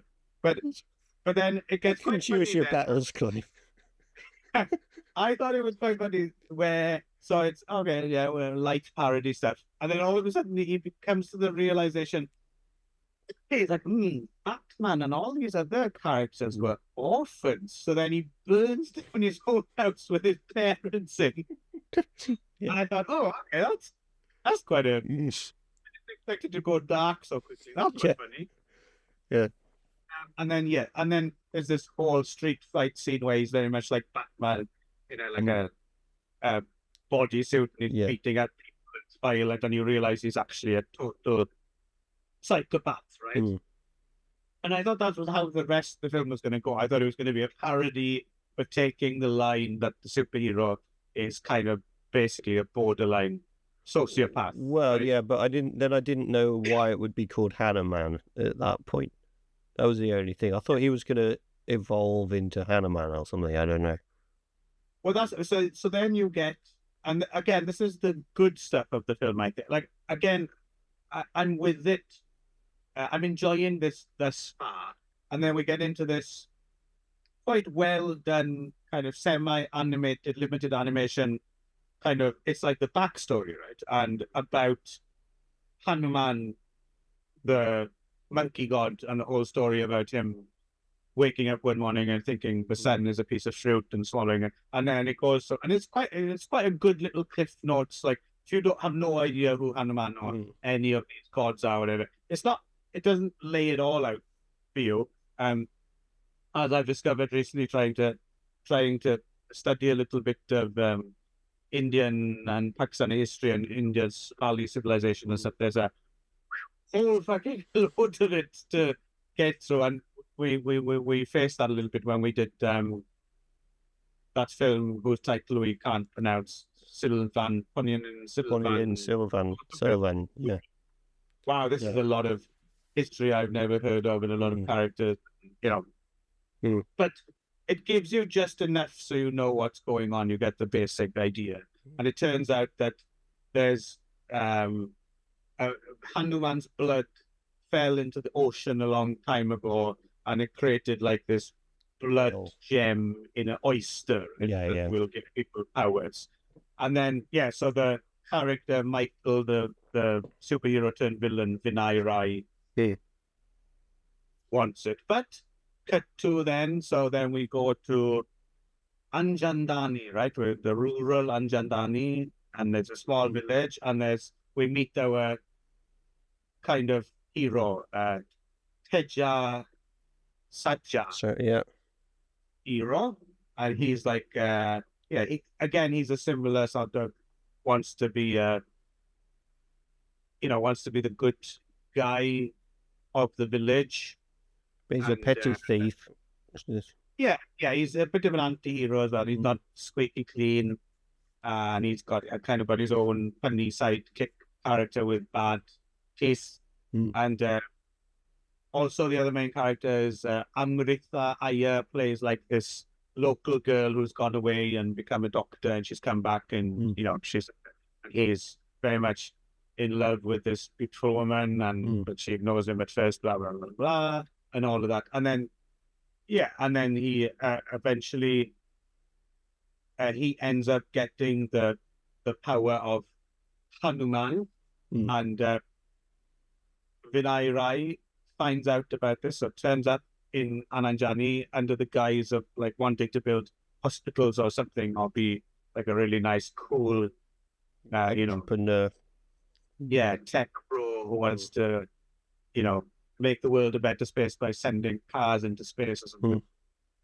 But of course, he actually just wants the power of Hanuman, right? So so then we go into that kind of territory, and so it's a superhero good versus evil kind of. So it's weird. It goes from this early parody thing, which I thought was kind of interesting, and then it goes into much more traditional, just broad knockabout comedy stuff. It was kind of interesting to see that in the same film, because one thing seems very kind of like sophisticated in a way, like dealing with modern tropes, but then at the same time they just go to kind of goofy, totally like unironic, that type of humor as well. It's weird to see them in the same film, isn't it? Well, yeah, the lead up was good. I thought that he does make a good villain. Like, it is a good villain story. And then like you were saying, I was with the film, and then it kind of gradually dwindled down as you're waiting for the kind of is it Michael? No. Vinay Rai. To come back and to see how it's going to come together, but it's because so much of the violence after that bit with Michael was ridiculously comic. But because I would have because I was thinking, Hanuman, we could watch that with Hollis, and I was going to put it on our big TV and we could all watch it, a family. I was really glad I didn't, because the beginning is really violent, and then he burns his parents alive. Okay. And then then it does move to what more I was expecting, which is kind of like, sort of comedy, violence sort of thing, which I could have watched with him. But so it was a bit mixed up in that sense. Like, I didn't quite know. Yeah. Which I don't necessarily have a problem with the mixture. It's just, No. to be honest, before it picks up again, that section is quite boring. Because it's not particularly funny. Some of the songs are okay. But it takes a while then for it to build up again. And then there's this character, there's the played by Samu Thirakani, right? Who's the Oliver Reed-looking fellow who plays, like the village elder who demands taxes from people, and they're kind of trying to get rid of him. I thought his character was fun, and there's a few moments like when you think he's killed Hanuman, and then spoilers, he comes back and it's all built up with the drums, and they're quite well done, like crowd pleasing moments, right? Where you're like, and like when he finally takes down the villain with his cudgel and stuff like there's bits in it which I thought were like.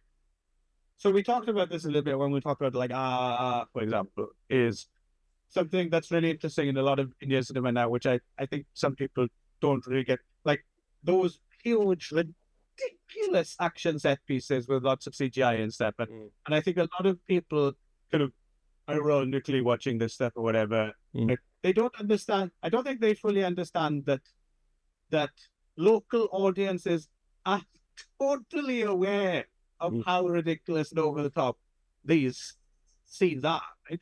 They just go with them because they're fun. They're not, they're not stupid. They know exactly how ridiculous it all is, and that's part of the fun to me. And Hanuman had a few moments like that, but they were a little bit spread out, and then you had the rest of it was the fucking guy saying Shazam and the fat fucking talking monkey and all that stuff. And I'm like, tighten it up a little bit. Yeah. I mean, I don't know. Yeah, I don't really know, because I know obviously in India you will go and see the film when you have a big intermission. It's a day out and stuff like that. Yeah. You get food.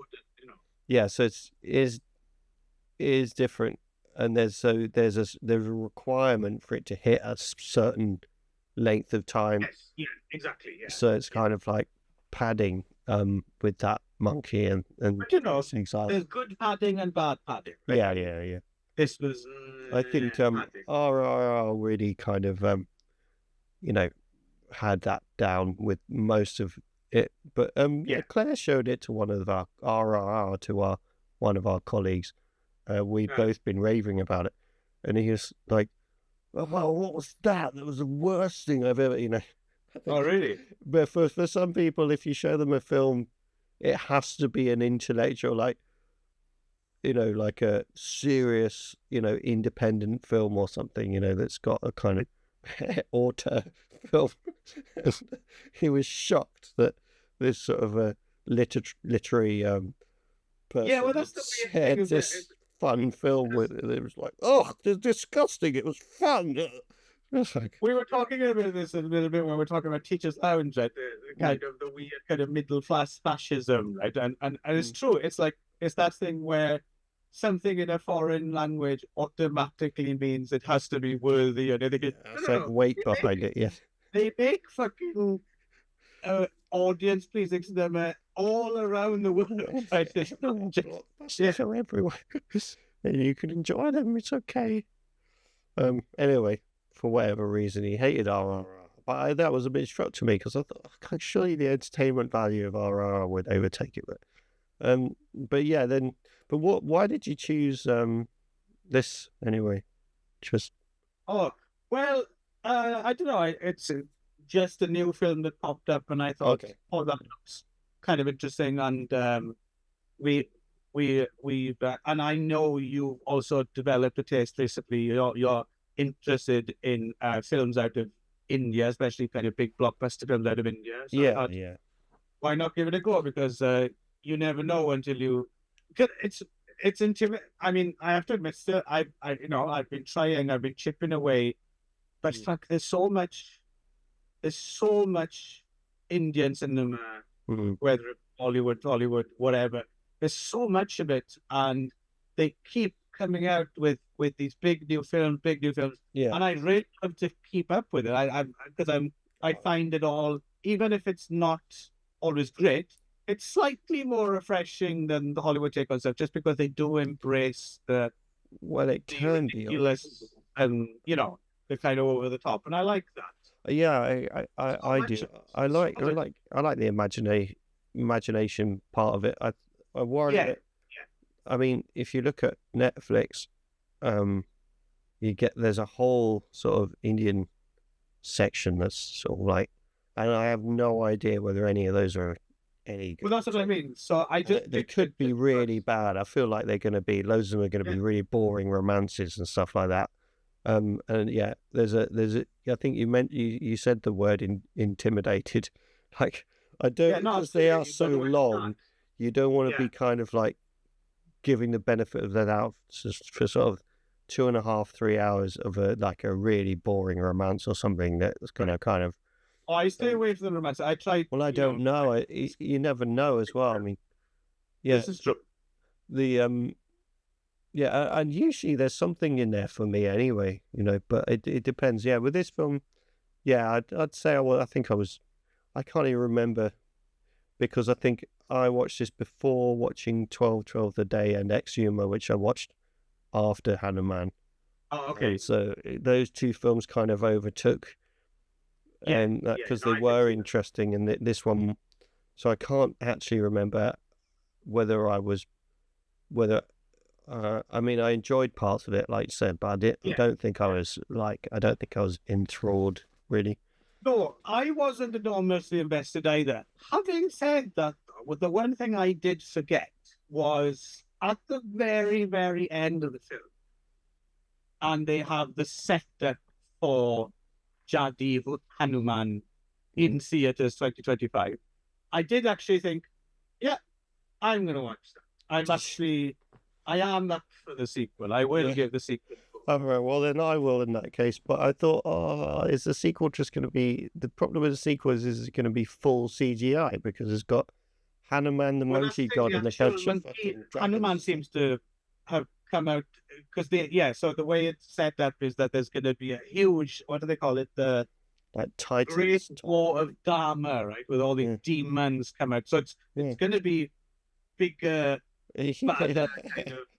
But like you said, it might just go. But still, I can kind of get on board with that, because again, at least when some Indian filmmakers do it, they at least embrace the notion of, okay, we're not going to try and make this look photorealistic. We're going to embrace the cartoonish nature of it. So, I'll try Jadi Hanuman. What's about? Yeah, I would. Yeah, why not? Yeah. We might even do it on this show. Yeah. 1, 2, 3. All right. Final film then. Exhuma. Yeah. No, actually, you're better. Yours, mine sounded too much like eczema. Then I found that I said Exhuma, so we'll find. No, Exhuma. Original title is Pamyo. Anyway, Exhuma. Yeah. Exhuma. Yeah. It's not a film about a skin disease. No. Well, I don't know. I suppose part of it maybe would be someone's got some bad skin. Certainly. Yeah. Anyway, so it's a film about what do you call them? Geomancers. Do you think that would be the literal translation? Yeah, I think Geomancers, right? Yeah. This is our second South Korean film of the show, right? Yeah. As directed and written by Jang Jae-hyun. I have to confess, I haven't seen. So he made a couple of films before this. One's called The Priests, and another one called Svaha, the Sixth Finger. And I think they're both also religious, infected horror films. And I think the Jang Jae-hyun is a deacon or something in the Catholic Church. So he's obviously very, very interested in religion and religious horrors. And yeah, on the strength of this, I'm quite interested to see his earlier films. Apparently, they're both quite interesting. Yeah, I found this film really interesting and good. Yeah. Should we do the plot? Can you do the plot? I think I might struggle now at this time of night. Fair enough. Yeah, so basically, there's a Korean family relocated to Los Angeles, right? They go to Los Angeles, and they've asked. So there's two teams, right? There's like there's a couple of shamans, as played by Kim Go-eun. She's the main female shaman, and her partner is played by Lee Do-hyun, who I recognize from, I don't know if you've watched there's a Korean TV series on Netflix called The Glory. It's quite a good kind of revenge, very typical kind of Korean revenge drama, which is quite good fun. And he's also in another series called Sweet Home, which I haven't seen, but some people say is quite interesting. But yeah, so there's those two there, they're like the shamans. And then there's our main geomancer, as played by Choi Min-sik, who is, of course, most famous for being Old Boy, right? Back in the day. I still haven't actually seen Old Boy, but yeah. Ah, okay. Well, there you go. To my shame, I keep meaning to watch it. I've been meaning to watch it for whatever, 50 since it's been years. And his partner is a mortician, right? Played by Yoo Hae-jin from fucking millions of things. You probably won't be able to remember exactly where you saw him, but you've seen him in loads of stuff because he's got one of those great character actor faces. Like and a good actor. So that Buscemi-esque. It's kind of yeah. In that category, so those are our four solid leads, right? They're all good. They're all good. Yeah. So they're tasked by this family because there's the kind of patriarch, the head son of the household in LA. His grandfather seems to have been buried on top of this mountain, which seems to possibly be cursed, and it's in a very specific place. It's even got like longitude, latitude kind of markers written on the headstone, and it's on this mountain which is nearby. You could see North Korea from there. They make a big deal out of that as well. Yeah. And basically it's a very bad idea, but the family want to have this relocate. Yes, it's all geomancy thing showing that it's bad. Like they want to have this body relocated. Was it relocated? I couldn't remember whether it was burnt or relocated. Yeah, well, basically they want to take some sort of curse off. Although the family seems to be doing pretty well, but that's right. He's had a child. The child seems to be, there's something wrong with the child, and before that they had a couple of stillbirths, and so they think that it's some sort of curse on the family. So, and obviously they know they're refusing to tell the four main characters, the shamans and the mortician and the geomancer, they're refusing to, tell them about their family history and stuff. But all the signs are there that this is not a good idea, walk away, but they're offering shitloads of money. And Kim Go-eun, she is quite ambitious, and she insists, well, we can do a ritual, right? We can do this shamanistic ritual while moving the body. And that's a whole fascinating set. It's a great scene. Really, really good scene. All these dead pigs and people who were born the year of the pig have to dig the... And it's... But that, I wonder if it's like... I mean, I don't believe any of this shit for a minute, but the thing is, it's so fascinatingly new to me. That it's just, it's again, it's like those Hong Kong hopping vampire films and stuff, where it's, you're introduced to some new law and magic, and it's people. All of the what did we watch? Indonesian film was it? But that was a bit weirder. But with we watched Thai one, the Medium, right? Was it? Yeah, I think so. Yeah. But that wasn't as successful. But yeah, then the other aspect of that scene, I only carry on with the plot a minute, but the aspect of that scene was that,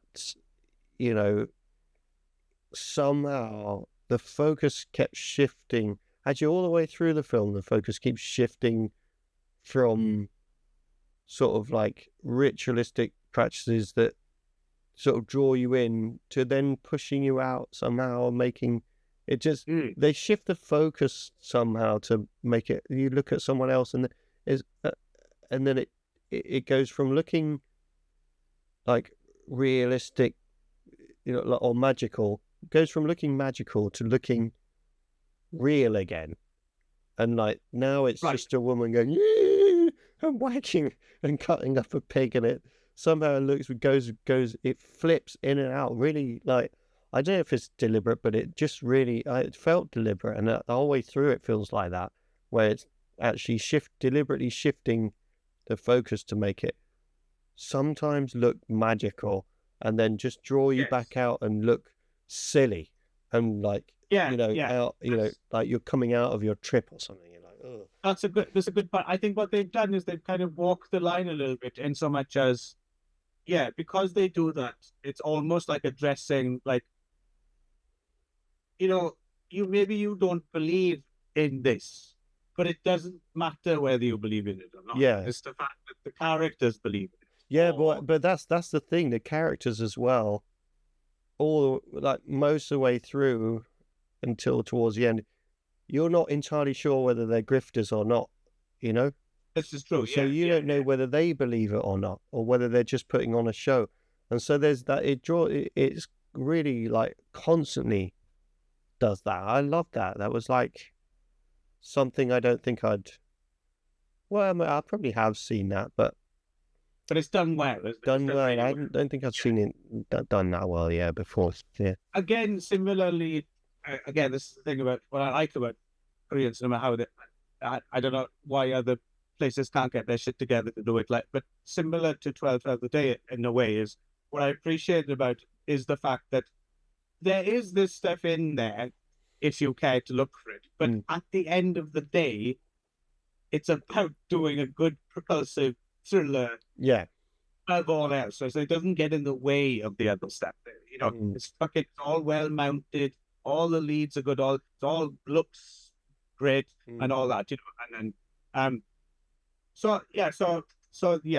they do manage to get this coffin out there. We should mention as well that it's important that it remains sealed, right? The family doesn't allow, because normally they open it up, right? They're not allowed to open it up. And then I think it will suffice to say, things don't go as planned. This body's supposed to be cremated. It's not, and then there's a series of events, and so I see what you think about this. So this is where it gets kind of interesting for me as well, in terms of, so I just accepted that this movie just as a horror thriller, really well done. I can't say I've ever found it particularly scary, but it is exciting. It's exciting horror thriller territory. Well done. All this fascinating ritualistic stuff, which I found really interesting. It looks great and all that. So it's a winner for me. I enjoyed it. Yeah. Not bad, but let's just say what's kind of interesting about it, which might, if you're cleverer than me or you know more about me, or you may find this problematic. So is the fact that the problems, the historical problems, are tied into Japanese colonialism in Korea, right? Like that's really hammered home pretty hard. The big main kind of monster character is is a umyoji kind of samurai character thing. And it's interesting. I could sense it. I mean, you expect this with Korean cinema anyway, but there's a very pointed exchange. I think so the thing is a proper film, right? So proper films like this, where everything's done right, things don't slip past by accident, right? There's deliberate reasons, other things. And there's a very pointed scene at the very beginning of the film where the two shamans are flying into LA and they're on like JAL or some other Japanese airlines thing. And the Japanese stewardess talks to the main character in Japanese. And she answers in Japanese, but then she makes a point of saying, by the way, I'm not Japanese, I'm Korean. Like, it's a very pointed thing, right? Yeah. So if you find that, if you're going to find that problematic, or if you're going to not get on with, you know, the kind of xenophobia or well, no, I mean, you know, understandably so. Yeah. Don't get me wrong. Korea, it definitely has a huge cultural grudge which comes through, and I get it. I get it. Don't get me wrong, but I can see how some people might find that maybe. Why is that here? Why is that in this supernatural? Some people might find it a little bit shoehorned in or overly political or something like that. I didn't have a problem with it. I thought it was fair enough. But like I said, I'm not the demographic that might get offended by that. What about your wife? Oh, she didn't watch it with me. Okay. Yeah. But I would imagine... No, I think she could. I mean, again, you expect it, so it's not like, oh my God, I'm being demonized. I mean, is it? So she would have rolled with it. She probably is it similar to sort of like England and German sort of thing, you know? But a little different from that, maybe. But anyway, just in terms of yeah, it's there. Well, yeah, I mean, I don't know enough to, you know, I knew there was some stuff going on, you know, and yeah, I'm sure you picked up on it, right? Yeah, but yeah, there's not. It's not.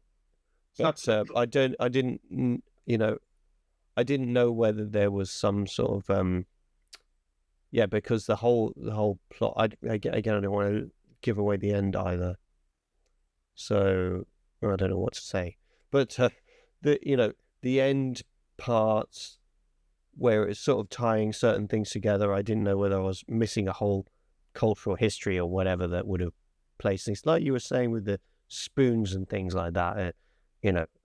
Whether I was missing some things. I definitely some stuff went over my head there as well, but I think that was less. Maybe I think that was more to do with if you know anything about shamanism. I would imagine that would go over a lot of people's heads, like domestic audiences as well. But what I liked about the film was it's in the photographs and things like that. What I meant, because of that, the family history and the socio-political history. Oh yeah, no, that's definitely So basically, the without going into detail, the skeletons in the closet. It's a collaborationist kind of scandal, right? Right. I kind of got some of that, but I don't think I really followed it that well. That whole part.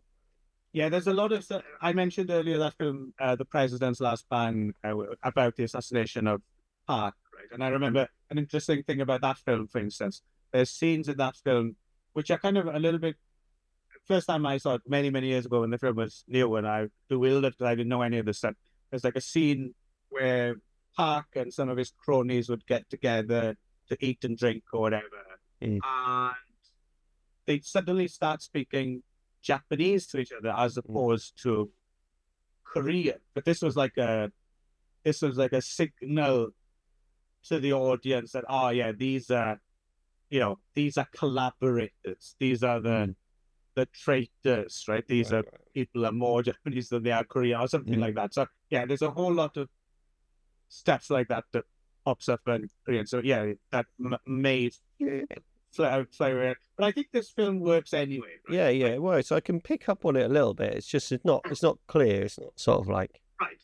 But I don't think it needs to be. Yeah. I think you just you get the basic idea right. And like I said, the way it plays out is just as a cult thriller rather than yeah. Oh, I shouldn't say that. Well, I love the fact that I can say this without. I love the fact that iron is such a thing in folklore across the world. With this this super creepy church that we were near in this village. I think it was the bit that we noticed the first, and it was just milling around this village. I think it might have been in Wales actually, but it's got a big iron thing in the floor, and then it explained on the notice board that this was like an evil, what was it, priest or something that had supposedly been possessed by the devil and was killing people in their sleep and stuff like that, and they couldn't kill him, and they had to drive an iron stake through his heart and put it in the churchyard. And it's it's, as far as I know, it's real. It's not just a myth. That iron stake is it's a real story, not just a kind of folklore story. It's a real story, and there's a real person down there with a fucking iron stake through through their heart, which is weird. Yeah, I mean, yeah, that was it. Because there was a museum of curiosities. That was it. Well, I'll always go to a museum of curiosities if I could find one. And one of the stories in there, and so then we went to the churchyard. That was it. But it's mad.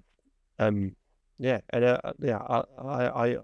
fascinated by the kind of the relationship with iron and the kind of mystical powers of iron. Okay, right. 1, 2, 3. All right. See, I can't hear your clap either. You're not? No. I think it must. All right, it must do something. Look. Make a noise at the same time, Woo!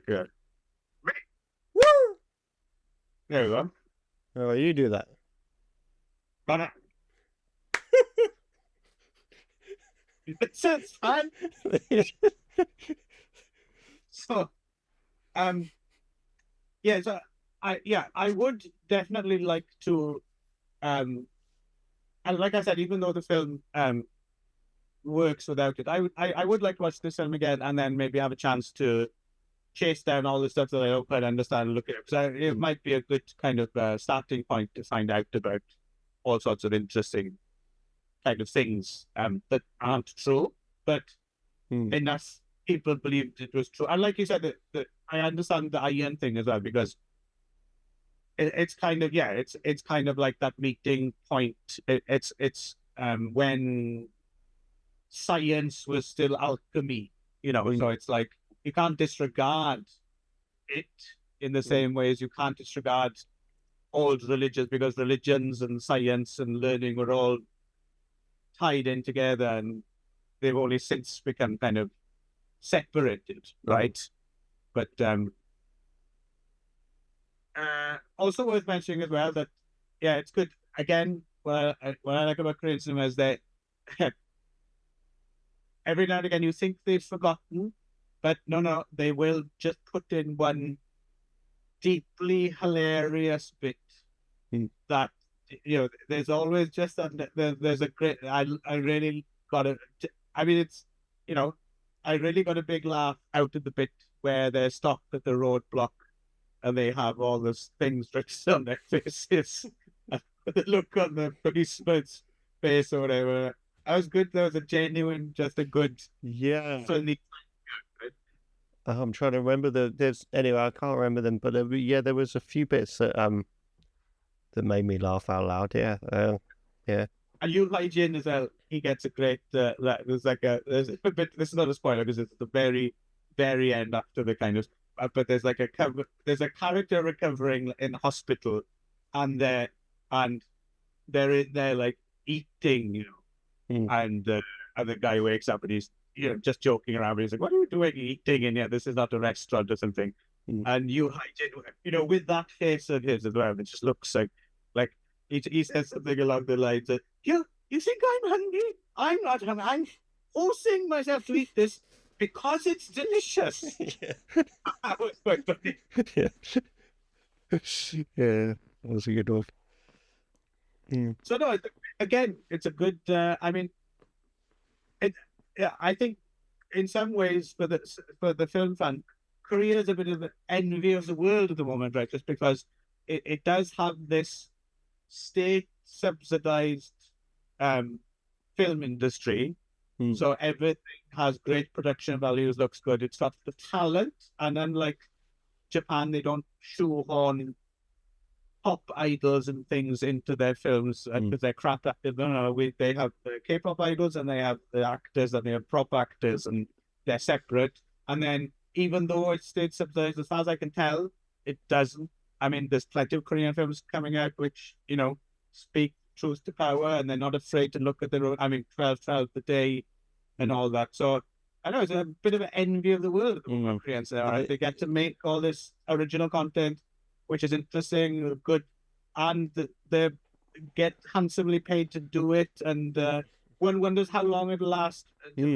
Or whether it will turn into kind of a self parody, or because they have this weight of they have a weight of intellectualism about the films that come out, as well as entertaining. There's a nice rich mix there.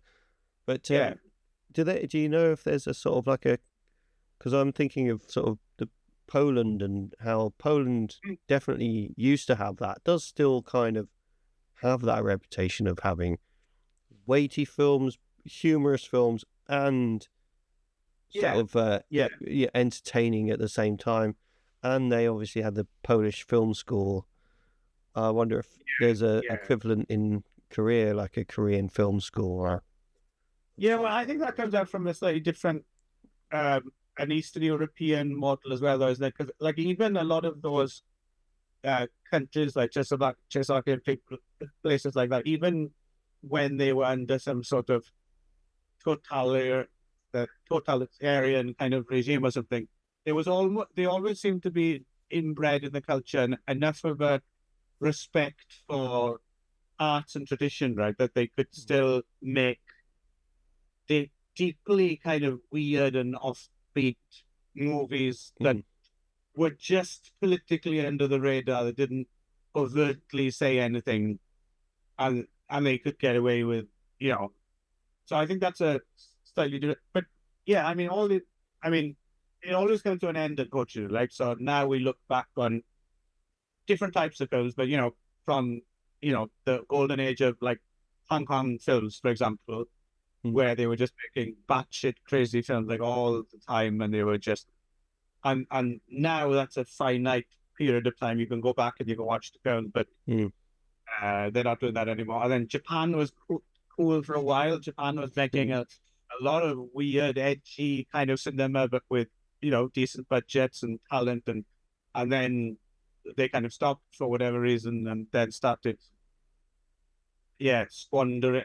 So I might have mentioned this before, but the fucking domestic scene here annoys me so much, because a lot of Japanese films that come out now, which a lot of them never ever play anywhere abroad, right? People don't know about it really, but and you're talking like big movies that come out, and they all have really interesting, weird, offbeat premises, original ones, or based on some manga, just really off the wall kind of ideas, concepts, and you think, oh, great, I'm really looking forward to see this live action version of this.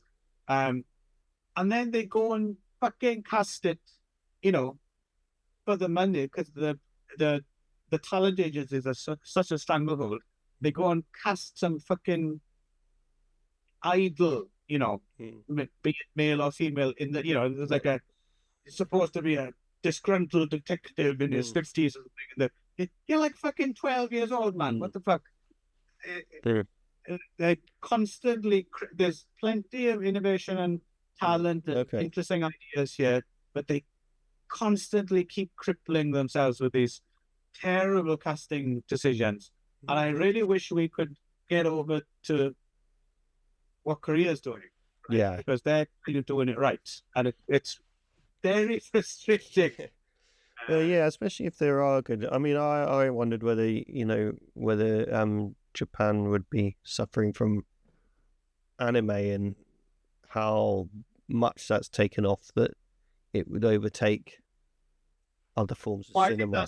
I think that's definitely true as well. And I suppose we shouldn't complain about that. But that is, we do have, and that's still consistently, there's consistently interesting stuff coming in. Because, of course, they don't have to worry about casting or anything like that. Right? So they can, people in the animation industry certainly do seem to be left a little bit more to their own devices to do things. But then again, of course, it's a notoriously underpaid industry as well, right? Like, I guess I was wondering if Japanese films are expected to be like live action anime, and Oh, I see what you mean. Oh, it's true. A lot of live action stuff does try and capture that, sometimes to its detriment.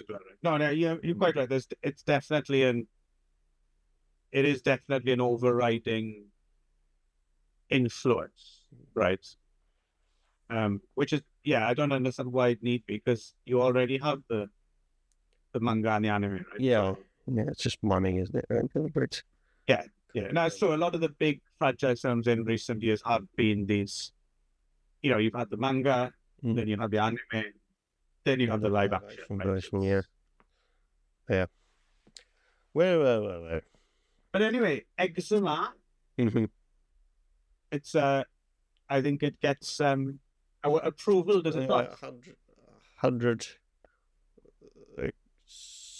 Thomas. I don't know.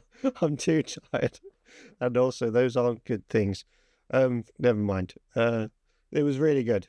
Yeah. I think we had a fairly solid lineup this time. I mean, even the ones that were less. Yeah. Interesting were. I don't think we had anything terrible on the platter this time. Right? No. The big lie was, like I say, it's sort of like an interesting letdown, in that it was not nowhere near as good as I thought it was going to be.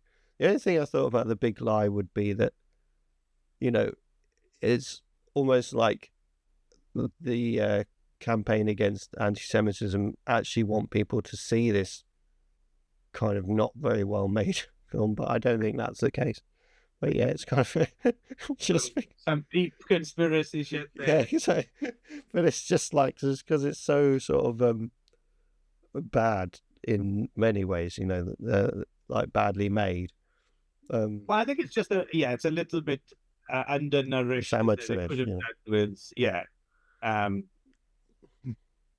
But it seems to be the two Koreans were our favorite. But the Teacher's Lounge as well was actually definitely worthy of a watch. Yeah.